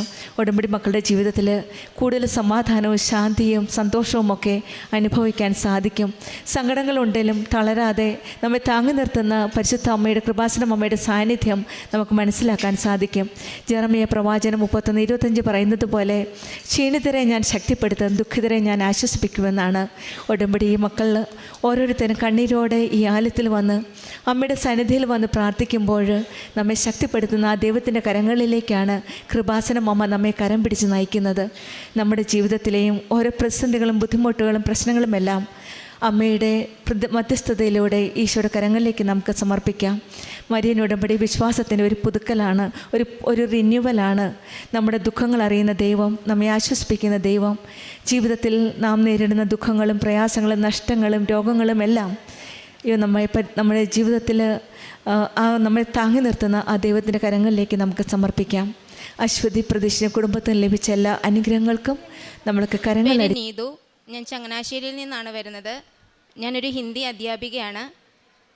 ഞാൻ ആദ്യമായി ഉടമ്പടി എടുത്തത് 2023 മെയ് 5-നാണ്.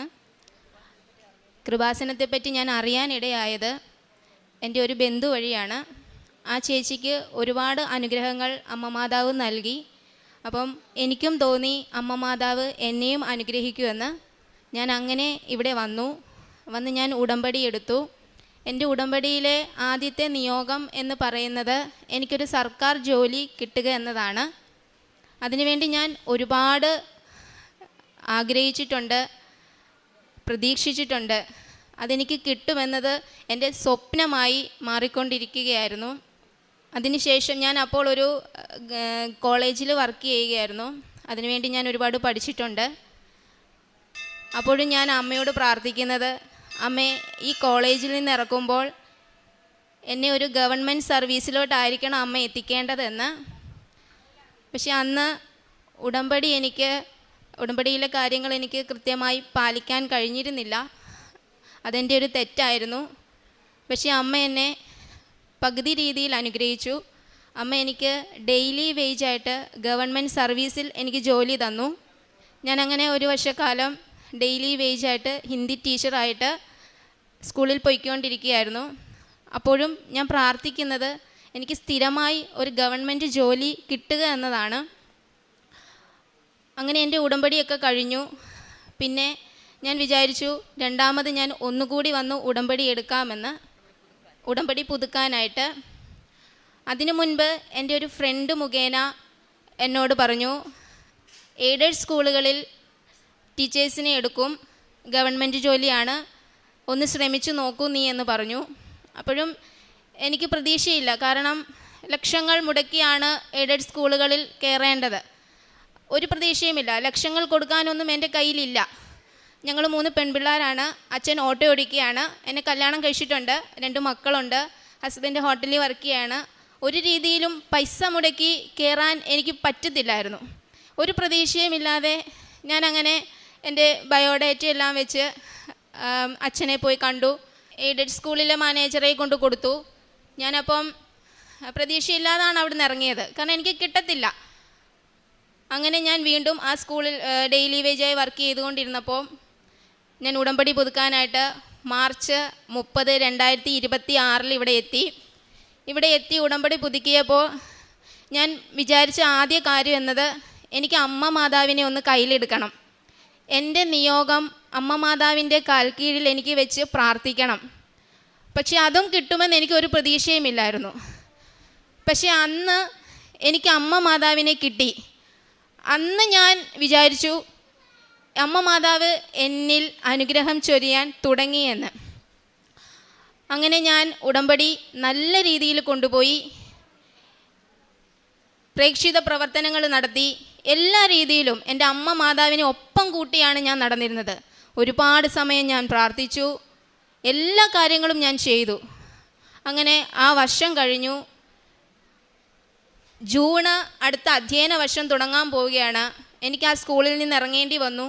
അപ്പോഴും ഞാൻ പ്രാർത്ഥിച്ചു, അമ്മ മാതാവേ, ഇവിടുന്ന് ഇറങ്ങുമ്പോൾ എനിക്കൊരു ഗവൺമെൻറ് സർവീസിൽ കയറണമെന്ന് ഞാൻ പ്രാർത്ഥിച്ചിരുന്നല്ലോ. അമ്മ മാതാവ് അതെനിക്ക് തന്നില്ലല്ലോ. അപ്പോഴും എൻ്റെ മനസ്സിൻ്റെ ഉള്ളിൽ പറയുന്നത്, ഒന്നുകൊണ്ടും വിഷമിക്കണ്ട, ഞാനത് നിനക്ക് തരും. അപ്പോൾ ഞാനൊരു സാക്ഷ്യം കേട്ടപ്പോൾ ഡേറ്റ് ഇട്ട് പ്രാർത്ഥിക്കാൻ അറിഞ്ഞിരുന്നു. അങ്ങനെ ഞാൻ ജൂൺ 7 അമ്മ മാതാവ് 2024 ഡിസംബർ 7 അമ്മ മാതാവ് പ്രത്യക്ഷപ്പെട്ടത്. 2004 ഡിസംബർ 7 അമ്മ മാതാവ് അൾത്താരയിൽ പ്രത്യക്ഷപ്പെട്ടത്. അപ്പം ജൂൺ 7 എന്ന ഒരു ഡേറ്റാണ് എൻ്റെ മനസ്സിൽ വന്നത്. അപ്പം ഞാൻ വിചാരിച്ചു അധ്യയന വർഷം തുടങ്ങുന്നത് ജൂണിലാണ്. അപ്പം ജൂൺ 7 എന്നൊരു ഡേറ്റ് ഇട്ട് ഞാൻ പ്രാർത്ഥിക്കാമെന്ന്. പക്ഷേ പിന്നാണ് ഞാൻ അത് ഡേറ്റ് ഇട്ട് പ്രാർത്ഥിച്ചതിന് ശേഷമാണ് ഞാൻ അറിയുന്നത് ജൂൺ 7 എന്നതൊരു സൺഡേ ആണ് എന്ന്. അപ്പോൾ എൻ്റെ പ്രതീക്ഷകളൊട്ടും പോയില്ല. ഞാൻ അതുപോലെ തന്നെ പ്രാർത്ഥിച്ചു. 7 എന്നൊരു ഡേറ്റ് എൻ്റെ മനസ്സിൽ തന്നെ ഉണ്ടായിരുന്നു. ഞാനങ്ങനെ പ്രാർത്ഥിച്ചു. മെയ് 31 എവിടെ നിന്നും കോളും ഒന്നും വരുന്നില്ല. ഭയങ്കര വിഷമമായിരുന്നു. പക്ഷെ ഞാൻ പ്രാർത്ഥന മുടക്കിയില്ല. സാക്ഷ്യങ്ങൾ കേട്ടുകൊണ്ടേയിരുന്നു. അമ്മയുടെ രാവിലത്തെ അച്ഛൻ്റെ പ്രാർത്ഥന ഞാൻ വാട്സപ്പ് സ്റ്റാറ്റസ് ഒക്കെ ആക്കി ചെയ്തു. അപ്പോഴും ഞാൻ മുറുകെ പിടിച്ചിരുന്നു, എനിക്ക് കിട്ടും, എനിക്ക് ജൂൺ 7 എന്നൊരു ഡേറ്റ് ഉണ്ടെങ്കിൽ എനിക്കത് കിട്ടും എന്നതാണ്. അപ്പോഴും ജൂൺ 7 ഒരു സൺഡേ ആണ്. അങ്ങനെ പിറ്റേ ദിവസം ഞാൻ ആദ്യം വർക്ക് ചെയ്ത സ്കൂളിൽ ഒരു ഇൻ്റർവ്യൂ വിളിച്ചു. അപ്പം ഞാൻ വീണ്ടും വിചാരിച്ചു അവിടെ തന്നെ ഇൻ്റർവ്യൂവിന് പോകാമെന്ന്. ആ ഇൻ്റർവ്യൂ വിളിച്ചത് ജൂൺ 3 ഞാൻ 3 അവിടെ ചെല്ലുകയും അമ്മയുടെ ഉപ്പ് ആരും കാണാത്ത, ആരും ചവിട്ടാത്ത സ്ഥലത്ത് ഞാൻ പ്രാർത്ഥിച്ചു ഇട്ടു. ഞാൻ ആ ഇൻ്റർവ്യൂ പാസ്സായി. ഞാൻ ആ ഇൻ്റർവ്യൂവിന് ഇറങ്ങി വന്നപ്പോഴത്തേക്കും എന്നെ അച്ഛൻ വിളിക്കുകയാണ്, നീതു അല്ലേ? ഞാൻ പറഞ്ഞു അതേ അച്ഛ. കാരണം എനിക്ക് ഫാദറിന് ഞാൻ സേവ് ചെയ്തിട്ടുണ്ടായിരുന്നു. എത്രയും ജോലിയായോ? ഞാൻ പറഞ്ഞു ഇല്ല അച്ഛാ, എത്രയും പെട്ടെന്ന് ഇവിടം വരെ ഒന്ന് വരണം. ഞാൻ പറഞ്ഞു ശരി അച്ഛാന്ന് പറഞ്ഞാൽ ഞാൻ പിന്നെ ഒന്നും നോക്കിയില്ല. എൻ്റെ സർട്ടിഫിക്കറ്റും എല്ലാം എടുത്തുകൊണ്ട് ഞാൻ അച്ഛൻ്റെ അടുത്ത് പോയി. അവിടെ ചെന്നിട്ട് എനിക്ക് ഇൻ്റർവ്യൂ ഉണ്ടായിരുന്നു. പക്ഷെ ഇൻ്റർവ്യൂവിനാണ് ഞാൻ പോകുന്നതെന്നൊന്നും എനിക്കറിയില്ലായിരുന്നു. പക്ഷേ എപ്പോഴും എൻ്റെ കൂടെ കാശുരൂപവും ഉപ്പും ഒക്കെ ഉണ്ടായിരുന്നു. ഞാൻ അവിടെ ആ സ്ഥാപനത്തിൽ ഞാൻ ചെല്ലുമ്പോൾ തന്നെ ആരും കാണാതെ ചവിട്ടാതെയും സ്ഥലത്ത് ഞാൻ ഉപ്പിടുമായിരുന്നു. എൻ്റെ ഷോളിൽ ഞാൻ കാശുരൂപം പിൻ ചെയ്ത് വെക്കുമായിരുന്നു. ഞാൻ അതേൽ ഇങ്ങനെ തൊട്ടുകൊണ്ടാണ് അച്ഛൻ ചോദിക്കുന്ന ഓരോ ചോദ്യങ്ങൾക്കും ഞാൻ ഉത്തരം പറഞ്ഞുകൊണ്ടിരുന്നത്. അപ്പോൾ പിറ്റേ അച്ഛൻ പറഞ്ഞു, കുട്ടിയെ എടുക്കുകയാണ്, പക്ഷേ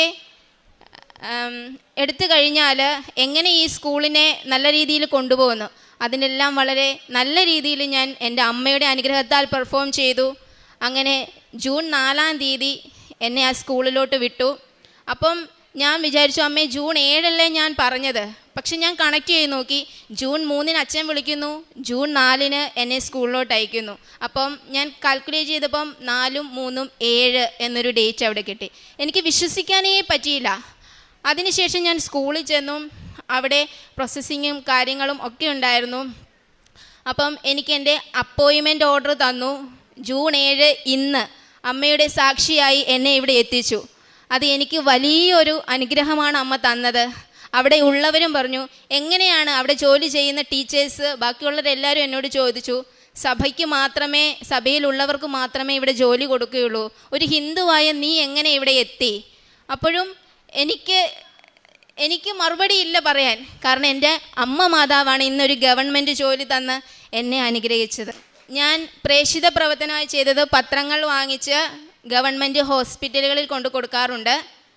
അതുപോലെ തന്നെ കാരുണ്യ പ്രവർത്തനങ്ങൾ ഞാൻ ചോറും പൊതി കൊണ്ടു കൊടുക്കാറുണ്ട്.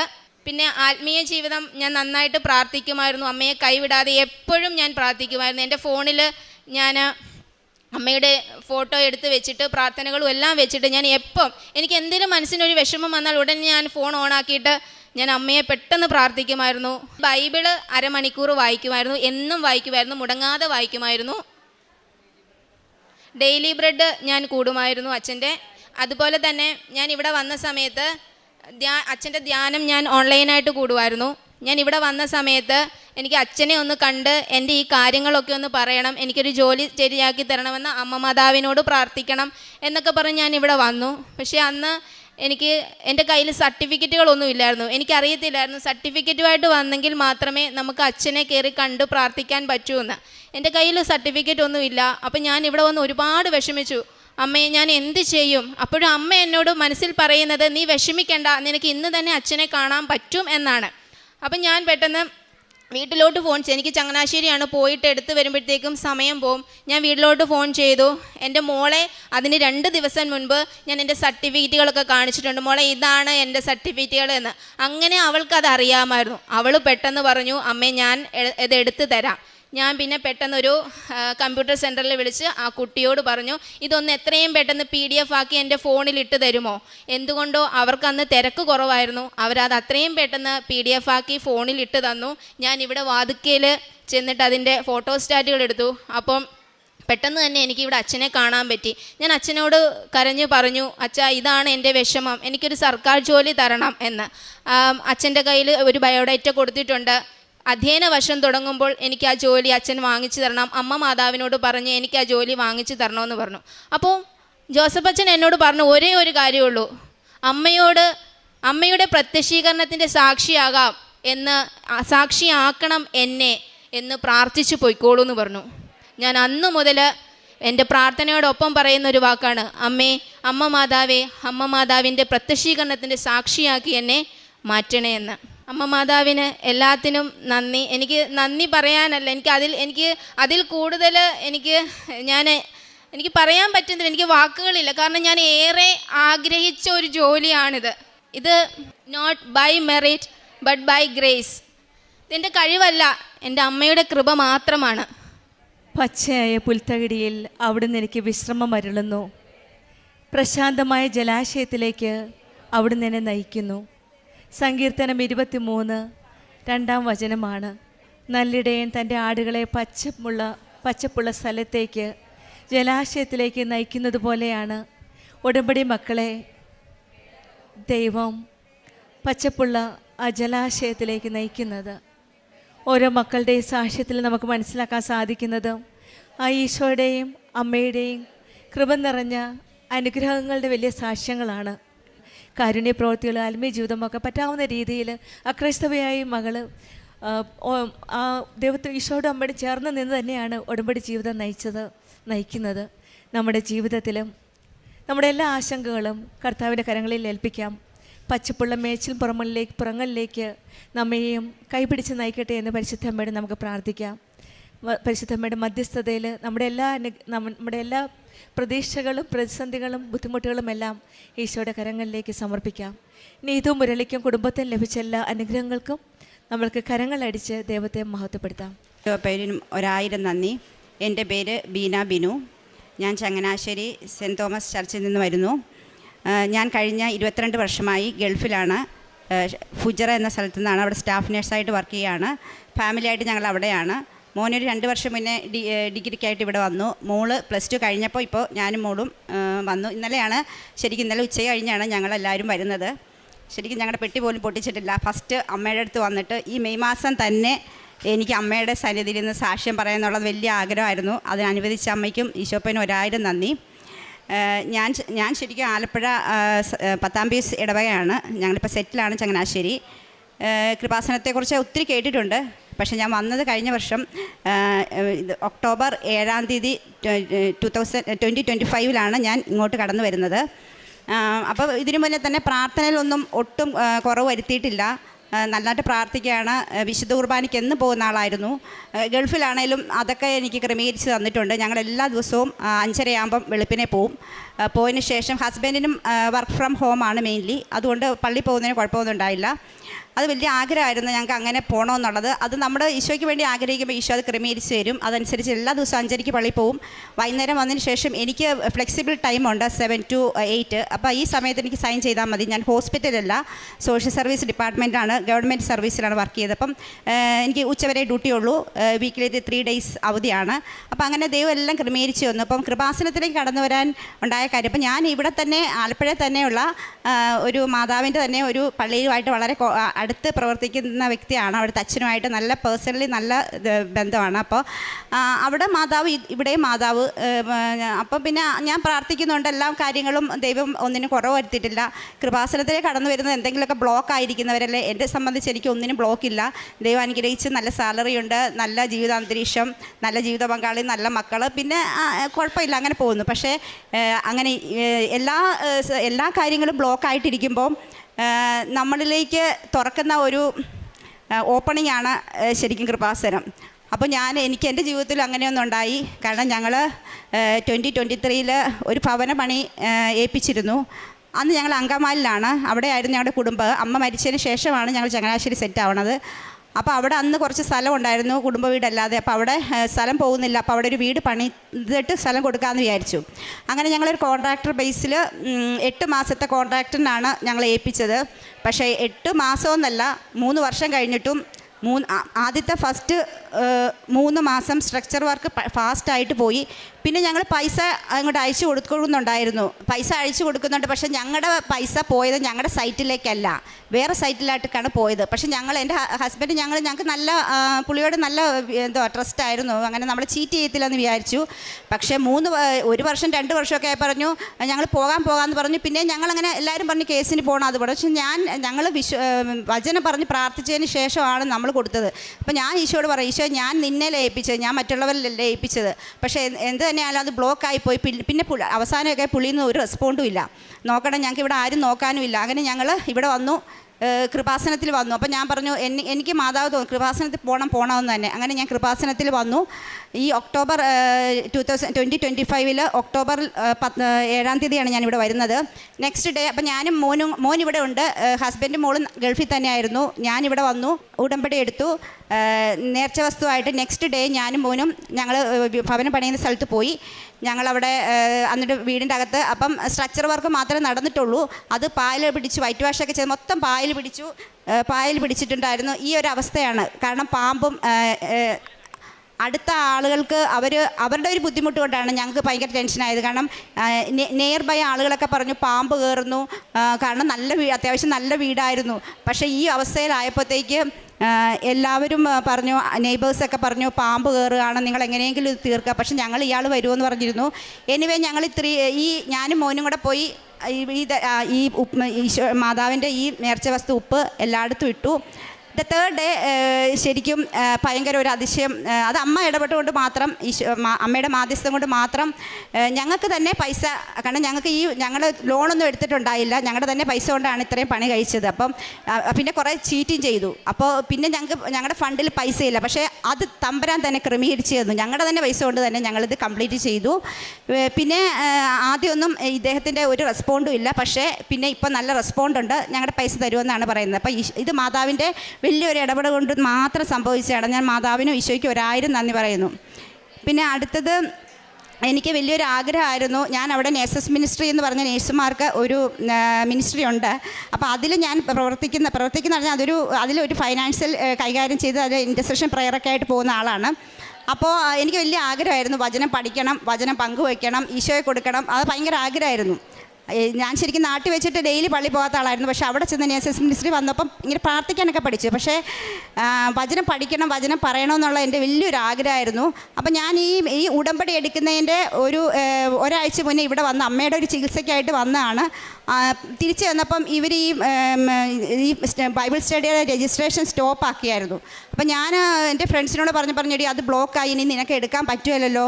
അപ്പോൾ എനിക്ക് next batch after 3 months next batch ഉണ്ട്, അപ്പോൾ അതിലെടുക്കാമെന്ന് പറഞ്ഞു. എന്നാലും എനിക്കൊരു വിഷമമുണ്ട്. പക്ഷേ ഞാൻ ആ വ്യക്തിയെ ഡയറക്റ്റ് വിളിച്ച് പറഞ്ഞില്ല, ചേച്ചി പറ്റില്ല, ഓൾറെഡി ഞങ്ങളെല്ലാം ക്ലോസ് ആക്കി ചേച്ചി, ഫുള്ള് നെറ്റ്വർക്ക്, ഒരു ബാച്ചിൽ 2000 ആളുകളൊക്കെ ഉണ്ട്, അപ്പോൾ അതെല്ലാം ചെയ്ത് ചേച്ചി, എനിക്കിന്ന് ഡബിൾ പണിയാണ്. അപ്പോൾ ഞാൻ പറഞ്ഞു എന്നാൽ ഓക്കെ എന്ന് പറഞ്ഞു. പക്ഷേ നെക്സ്റ്റ് ഡേ ഒരു ഏർലി മോർണിംഗ് ഒരു 4:30 ആയപ്പം ഈ രജിസ്റ്റർ ചെയ്യുന്ന ആൾ എന്നെ വിളിച്ചിട്ട് പറഞ്ഞു, ചേച്ചി എനിക്കറിയില്ല, ചേച്ചിയോട് സംസാരിച്ചതിന് ശേഷം എനിക്ക് ഭയങ്കര ടെൻഷൻ, പരിശുദ്ധാത്മാവ് എന്നോട് ചേച്ചി കൊടുക്കണമെന്ന് പറയുകയാണ്, അങ്ങനെ അതുകൊണ്ട് ഞാൻ ചേച്ചിയെ രജിസ്റ്റർ ചെയ്യുകയാണെന്ന് പറഞ്ഞു. അത് മാതാവിൻ്റെ ഒരു ഇടപെടലാണ്. കാരണം ഒരിക്കലും അങ്ങനെ സംഭവിക്കത്തില്ല. അവിടെ ഫുൾ രജിസ്ട്രേഷൻ ക്ലോസ് ആയിട്ട് എനിക്ക് വേണ്ടി ഓപ്പൺ ചെയ്ത് പരിശുദ്ധമ്മ തന്നാണ്.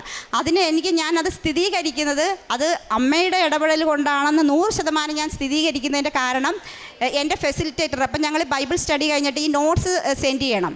അപ്പം ഞാൻ നോട്ട്സ് സെൻഡ് ചെയ്തപ്പം എൻ്റെ ഫെസിലിറ്റേറ്റർ എൻ്റെ വാട്സപ്പ് സ്റ്റാറ്റസും എൻ്റെ ഒന്നാണ്, കൃപാസന മാതാവ്. അപ്പോൾ ആ US ബ്രദർ, US IT എഞ്ചിനീയറാണ്. ആ ബ്രദർ ഈ കൃപാസനത്തിന് അമ്മയുടെ അതേ ഒരു ഇവിടെ വന്ന് ഉടമ്പടി എടുത്ത് പോയ ഒരാളാണ്. അപ്പോൾ അത് അമ്മയുടെ ഒരു ഇടപെടല്ലാതെ പിന്നെ എന്താണ്. പിന്നെ അത് കഴിഞ്ഞ ശേഷം പിന്നെ പ്രാർത്ഥിക്കുമെന്ന് പറഞ്ഞാലും നമുക്ക് ശരിക്കും ഉടമ്പടി വന്നതിന് ശേഷമാണ് നമുക്ക് ടൈമിങ്ങിന് ഭയങ്കര ഒരു ക്രമീകരണമാണ് ഈ ഉടമ്പടി. ഞാൻ ഏർലി മോർണിംഗ് പ്രാർത്ഥിക്കുന്ന വ്യക്തിയാണ്. പക്ഷേ ഈ ഒരു ഇതിലേക്ക് വന്നപ്പം ഒരു 46 ക്ലാസ് ആയപ്പം എന്നെ അതിൽ നിന്ന് ഒരു പടിയിലേക്ക് ഉയർത്തി. കാരണം എന്നെ ഫെസിലിറ്റേറ്ററാക്കി. അത് ഞാൻ എൻ്റെ സ്വപ്നത്തിൽ പോലും വരുത്തില്ല. കാരണം എൻ്റെ ഫെസിലിറ്റേറ്ററിൽ മിനിസ്റ്റേഴ്സ് ഉണ്ട്, എൻജിനീയേഴ്സ് ഉണ്ട്, അങ്ങനെ ജീസസ് യൂത്തിൽ പ്രവർത്തിക്കുന്ന ഒത്തിരി പേരുണ്ട്. ഇത് ഞാനൊരു കഴിവില്ലാത്ത ആളാണ്. ഞാൻ BSc നേഴ്സൊന്നുമല്ല, ഞാൻ വെറും ഡിപ്ലോമയാണ്. അപ്പോൾ പക്ഷേ ഈശോയോട് പ്രത്യേക ഒരു ഇതുണ്ട്, ഈശോയുടെ തമ്മിൽ ഒത്തിരി നേരം ഇരിക്കാൻ പറ്റുന്നുണ്ട്. അപ്പോൾ ഈ ഒരു ക്ലാസ്സിലോട്ട് വരാൻ അമ്മ എന്നെ ഉയർത്തിയതാണ്, ബൈബിൾ നീ പഠിക്കണം അല്ലെങ്കിൽ നീ പഠിപ്പിക്കണമെന്നുള്ളത്. അപ്പോൾ അത് കഴിഞ്ഞതിന് ശേഷം ഞാൻ പേഴ്സണൽ പ്രെയർ ചെയ്യുമെങ്കിലും എനിക്കൊരു ടൈമിംഗ് ഇല്ലായിരുന്നു. പക്ഷേ ഇതിന് ശേഷം പേഴ്സണൽ പ്രെയർ ഒരു അനുഭവമാണ് ജീവിതത്തിൽ. ശരിക്കും നമ്മൾ ഒരു മണിക്കൂറാണ് അതിൽ പറയുന്നത്. പക്ഷേ ഞാൻ 3-3.5 മണിക്കൂറൊക്കെ ഞാൻ ഈശോയുടെ മുന്നിൽ വെളുപ്പിനെ 3 മണിക്ക് ഇരിക്കണം. ടൈമിംഗ് ഉണ്ട് അതിന്, 3 to 4 അല്ലെങ്കിൽ 4. പക്ഷേ ഞാൻ 2:50 ആകുമ്പം വെളുപ്പിനെ 2:50 ആകുമ്പോൾ എന്നെ അമ്മ ഉണർത്തും. ഞാൻ എന്നിട്ട് കറക്റ്റ് 3 o'clock ആകുമ്പം ഞാൻ എൻ്റെ പായിലിരിക്കും. അത് ചിലപ്പം എനിക്ക് 3 days വീക്കിലി അവധിയായിരുന്നു. അപ്പോൾ ചിലപ്പം 1 മണിക്കൂർ, ചിലപ്പോൾ 2 മണിക്കൂർ, ചിലപ്പോൾ 3 മണിക്കൂർ, ചിലപ്പോൾ 4-5 മണിക്കൂർ ഈശോയായിട്ട് സംസാരിക്കുക. അത് പറഞ്ഞാൽ മനസ്സിലാകത്തില്ല. അത് ഉള്ളിൽ നിന്ന് വരുന്ന ഒരു ആനന്ദമാണ്. ശരിക്കും നമുക്ക് പൈസയൊക്കെ എനിക്ക് ശരിക്കും ഞാൻ ഇന്ന് റിസൈൻ ചെയ്താണ് ഇന്നലെ വന്നത്. എനിക്ക് ശരിക്കും 40,000 സാലറി ഉണ്ടായിരുന്നു സഹോദരങ്ങൾ. എന്ന് പറഞ്ഞാൽ ഇവിടുത്തെ ഒരു 3 ലക്ഷം രൂപ സാലറി ഉണ്ട്. പക്ഷേ അത് ഞാൻ റിസൈൻ ചെയ്തിട്ടാണ് വരുന്നത്. കാരണം 1-2 ഇൻറ്റൻഷനുണ്ട്. പക്ഷേ അത് ഈ സാലറി ഒന്നും ഈ പേപ്പറൊന്നും ഒന്നുമല്ല. തമ്പുരാൻ്റെ കൂടെ ഇരിക്കുമ്പോഴുണ്ടല്ലോ അത് കിട്ടുന്ന ആഗ്രഹം, നമ്മുടെ ഈ പൈസ ഉണ്ടല്ലോ ഒന്നിനും ഒരു വാലിഡി അതിന് നമുക്ക് തുലനം ചെയ്യാൻ ഒന്നുമില്ല. അപ്പോൾ ഈശോയായിട്ട് സംസാരിക്കും. കുറേ കഴിയുമ്പോൾ അത് നമ്മുടെ ശരിക്കും വിശുദ്ധീകരണമാണ് ഈശോ ആഗ്രഹിക്കുന്നത്. വിശുദ്ധീകരിക്കാൻ നമുക്ക് ഈശോയെ കാണാൻ പറ്റുകയില്ല. ഞാനൊരു പ്രേക്ഷിതയാണെന്നുള്ള ആഗ്രഹം, ഞാനിവിടെ ഫസ്റ്റ് എന്നിട്ട് ഞാനിവിടെ വന്ന് ഞാൻ ഉടമ്പടി എടുക്കുമ്പം ഞാൻ ഈ വീടിൻ്റെ ഇത് വെച്ചിട്ടാണ് ഇവിടെ വരുന്നത് സത്യം പറഞ്ഞാൽ. പക്ഷേ ഞാൻ അവിടെ മേളിൽ പോയിരുന്നപ്പോൾ എനിക്കറിയില്ല, ഞാൻ എഴുതിയത് എനിക്ക് പരിശുദ്ധാത്മാവ് എന്നെ നിറയ്ക്കണം, എനിക്ക് വിശുദ്ധിയിൽ വളരണം, അങ്ങനെയാണ് ഞാൻ എഴുതിയത്. അപ്പോൾ എൻ്റെ വീടിൻ്റെ ശേഷം ഞാൻ മറന്നു. ഫസ്റ്റ് ഇതിൽ തന്നെ ഞാൻ എഴുതുന്നത് പരിശുദ്ധാത്മാവ് എന്നെ നിറയ്ക്കണം. കാരണം ഈശോ എന്നെ കണ്ടു, എനിക്ക് വചനം പഠിക്കാനുള്ളത് കണ്ടു. ഞാൻ വചനം പഠിക്കണമെങ്കിൽ അത് പ്രഘോഷിക്കണമെങ്കിൽ എനിക്ക് വിശുദ്ധി ഉണ്ടാകണം, അല്ലെങ്കിൽ എനിക്ക് ഈശോയെ കാണാൻ പറ്റില്ല. അപ്പോൾ ഞാൻ രാവിലെ ഈ പേഴ്സണൽ പ്രയറിൻ്റെ സ്റ്റാർട്ടിങ് തൊട്ട് എൻ്റെ ആത്മീയ തലവും എൻ്റെ മനസ്സാക്ഷിയുടെ തലവും പിന്നെ എൻ്റെ മനസ്സ് എൻ്റെ അമ്മയുടെ ഉദരത്തിലായപ്പോൾ ഞാൻ ഏത് അവസ്ഥയിലാണോ ആ അവസ്ഥ തൊട്ട് ഇപ്പോൾ എനിക്ക് 51 ഏജായി. ആ അവസ്ഥ വരെ ഞാൻ ഓരോന്ന് വിശുദ്ധീകരിച്ച് പ്രാർത്ഥിച്ച് കഴിഞ്ഞ് പറയുമ്പോൾ പിന്നെ നമ്മളൊരു വചനത്തിനൊക്കെ പോകുമ്പോഴല്ലേ ശരിക്കും പരിശുദ്ധാത്മാവ് നിറഞ്ഞിട്ട് നമ്മൾ കിടക്കുന്നത്. ഞാൻ അവിടെ കിടക്കും, ഞാൻ താഴെ ഇരിക്കുള്ളൂ, ഞാൻ കിടക്കും.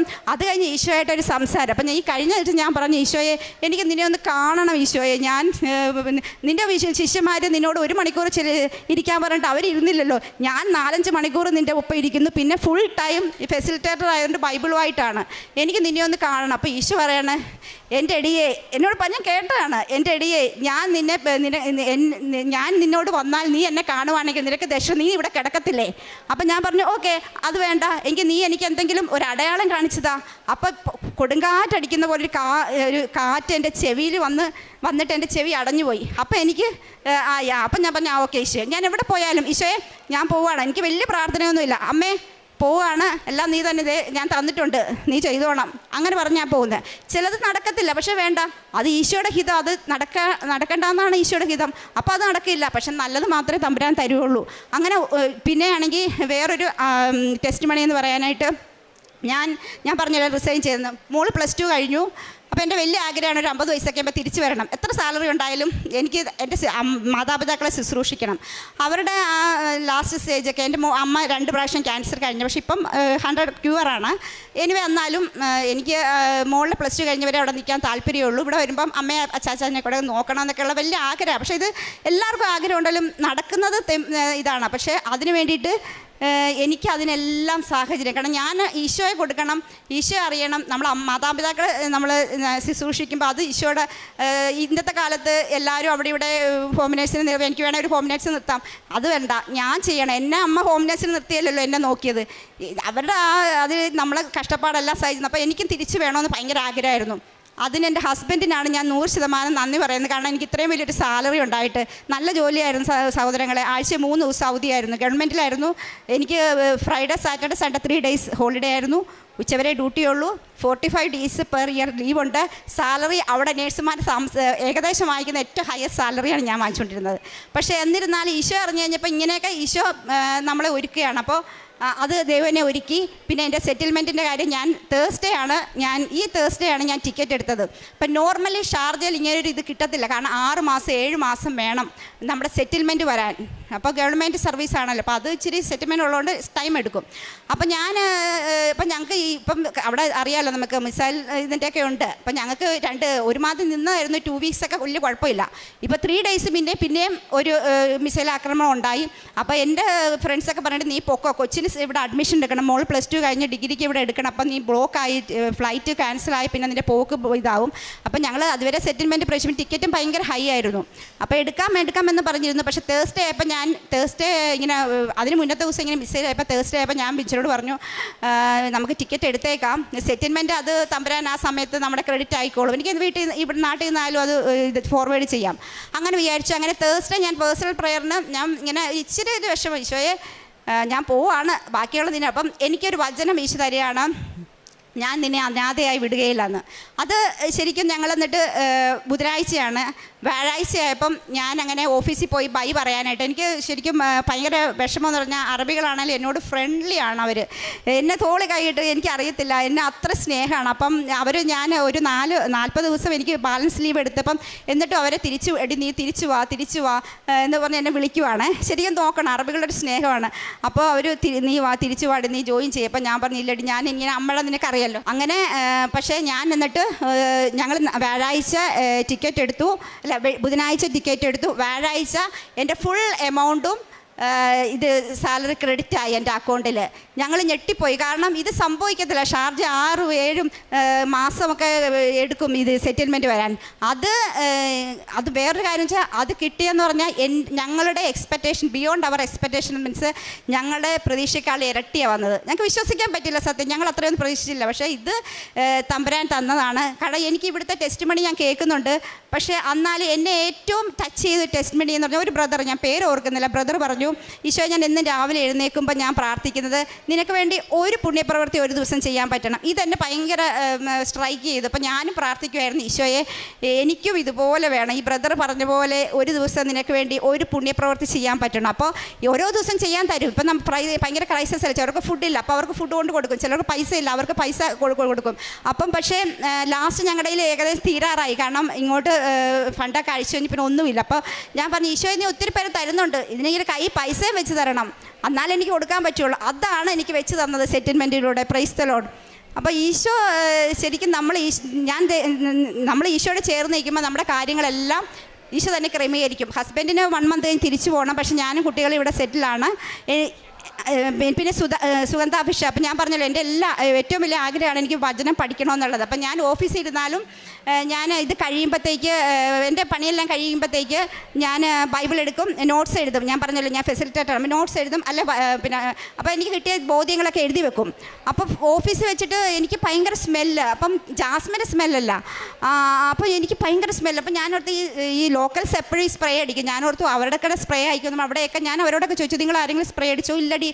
അപ്പോൾ നോക്കുമ്പം അതല്ല. പക്ഷേ എനിക്ക് അന്നേരം ഒരു ബോധ്യം കിട്ടിയില്ല. അത് കഴിഞ്ഞ് ഞാൻ വീട്ടിൽ വന്നപ്പം വണ്ടി വന്നപ്പോഴേക്ക് സ്മെല്ലുണ്ട്. പക്ഷേ ഞാൻ അങ്ങോട്ട് പറയുന്നില്ല. പക്ഷേ വീട്ടിൽ വന്നതിന് ശേഷം എനിക്ക് ഭയങ്കര ദാഹമാണ്. വചനം എഴുതുക, സമയമില്ല. എൻ്റെ കുക്കിങ്ങൊക്കെ പെട്ടെന്ന് തീർത്തിട്ട് പെട്ടെന്ന് എനിക്ക് ബൈബിൾ എടുക്കണം, എഴുതണം. ചിലപ്പം ഇവർ ബെഡ്റൂം 2 ഉണ്ട്. പക്ഷേ ഞാൻ ഹോളും കഴിഞ്ഞിട്ട് ഞാൻ ചിലപ്പോൾ കിച്ചണിൽ ഇരുന്ന് വെളുപ്പിന് 3 മണിക്കൊക്കെ ഇരുന്ന് എഴുതിയിട്ടുണ്ട്. കാരണം എനിക്കത് എഴുതി തീർക്കണം. ഒരു നോട്ട്സ് വന്നാൽ എഴുതി തീർക്കണം. ഭയങ്കര ഒരു ആഗ്രഹമാണ്. അങ്ങനെ ഞാൻ പിന്നെ വീട്ടിൽ വന്ന് ഞാൻ എൻ്റെ റൂമിൽ ഇരുന്ന് വചനം എഴുതിക്കൊണ്ടിരിക്കുമായിരുന്നു.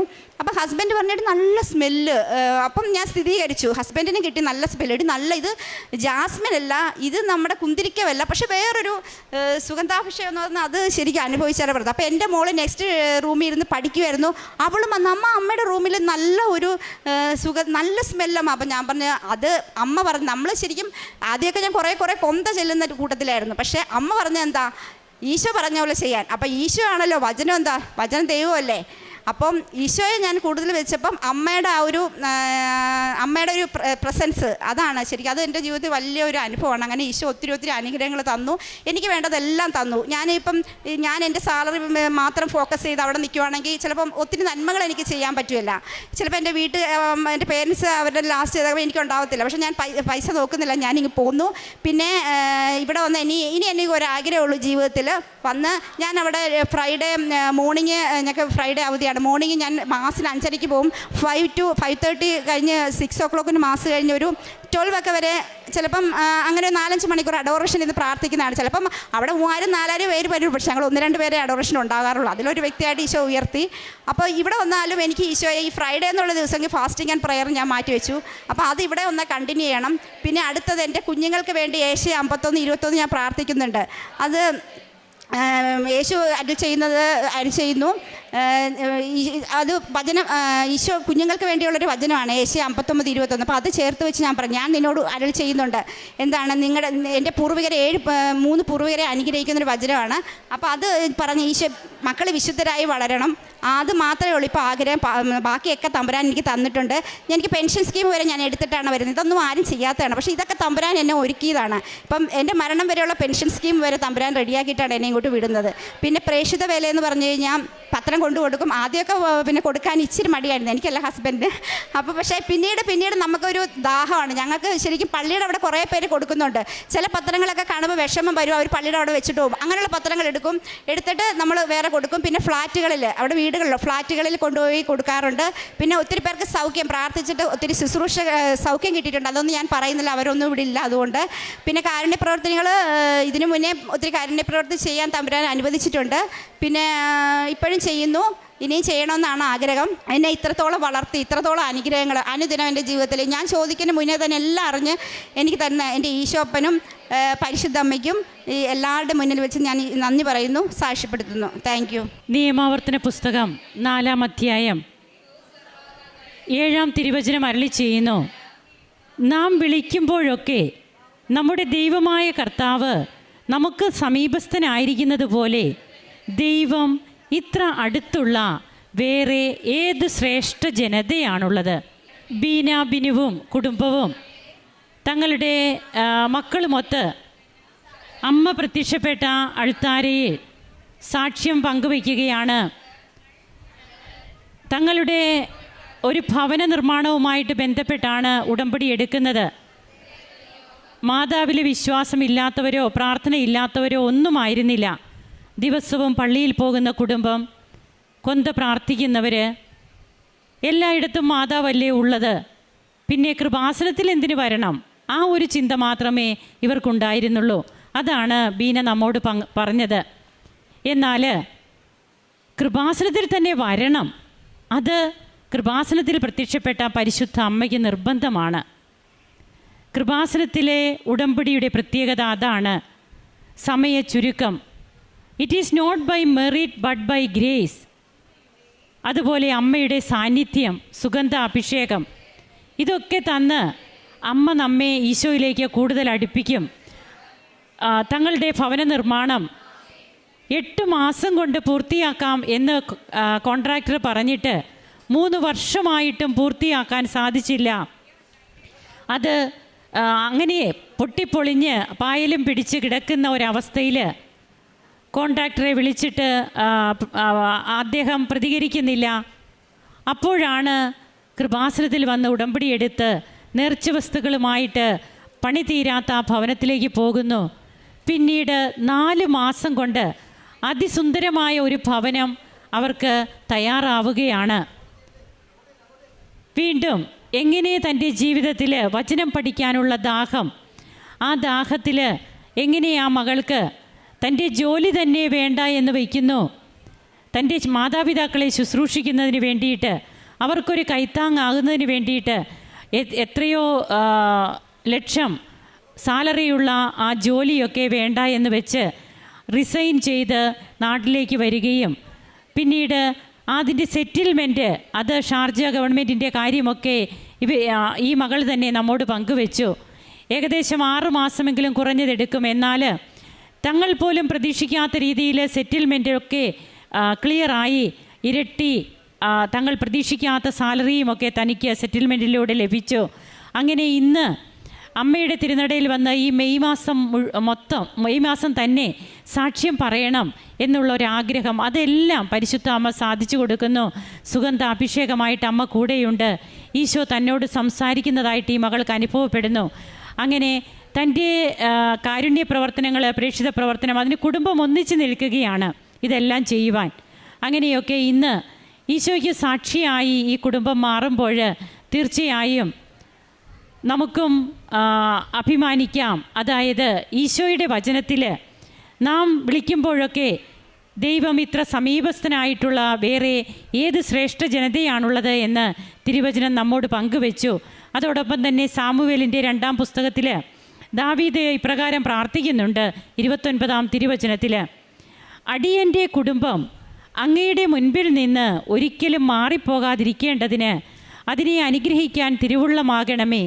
ദൈവമായ കർത്താവെ, അങ്ങ് വാഗ്ദാനം ചെയ്തിരിക്കുന്ന അവിടുത്തെ അനുഗ്രഹത്താൽ അടിയൻ്റെ കുടുംബം എന്നേക്കും അനുഗ്രഹീതമാകും. 2 സാമുവേൽ 7:29 നമുക്കിത് കാണുവാൻ കഴിയുക.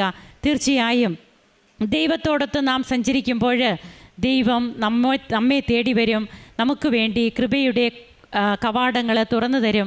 നമുക്ക് ഈ ഭവനത്തെ സമർപ്പിച്ച് ഇവർക്ക് കിട്ടിയ എല്ലാ കൃപകൾക്കും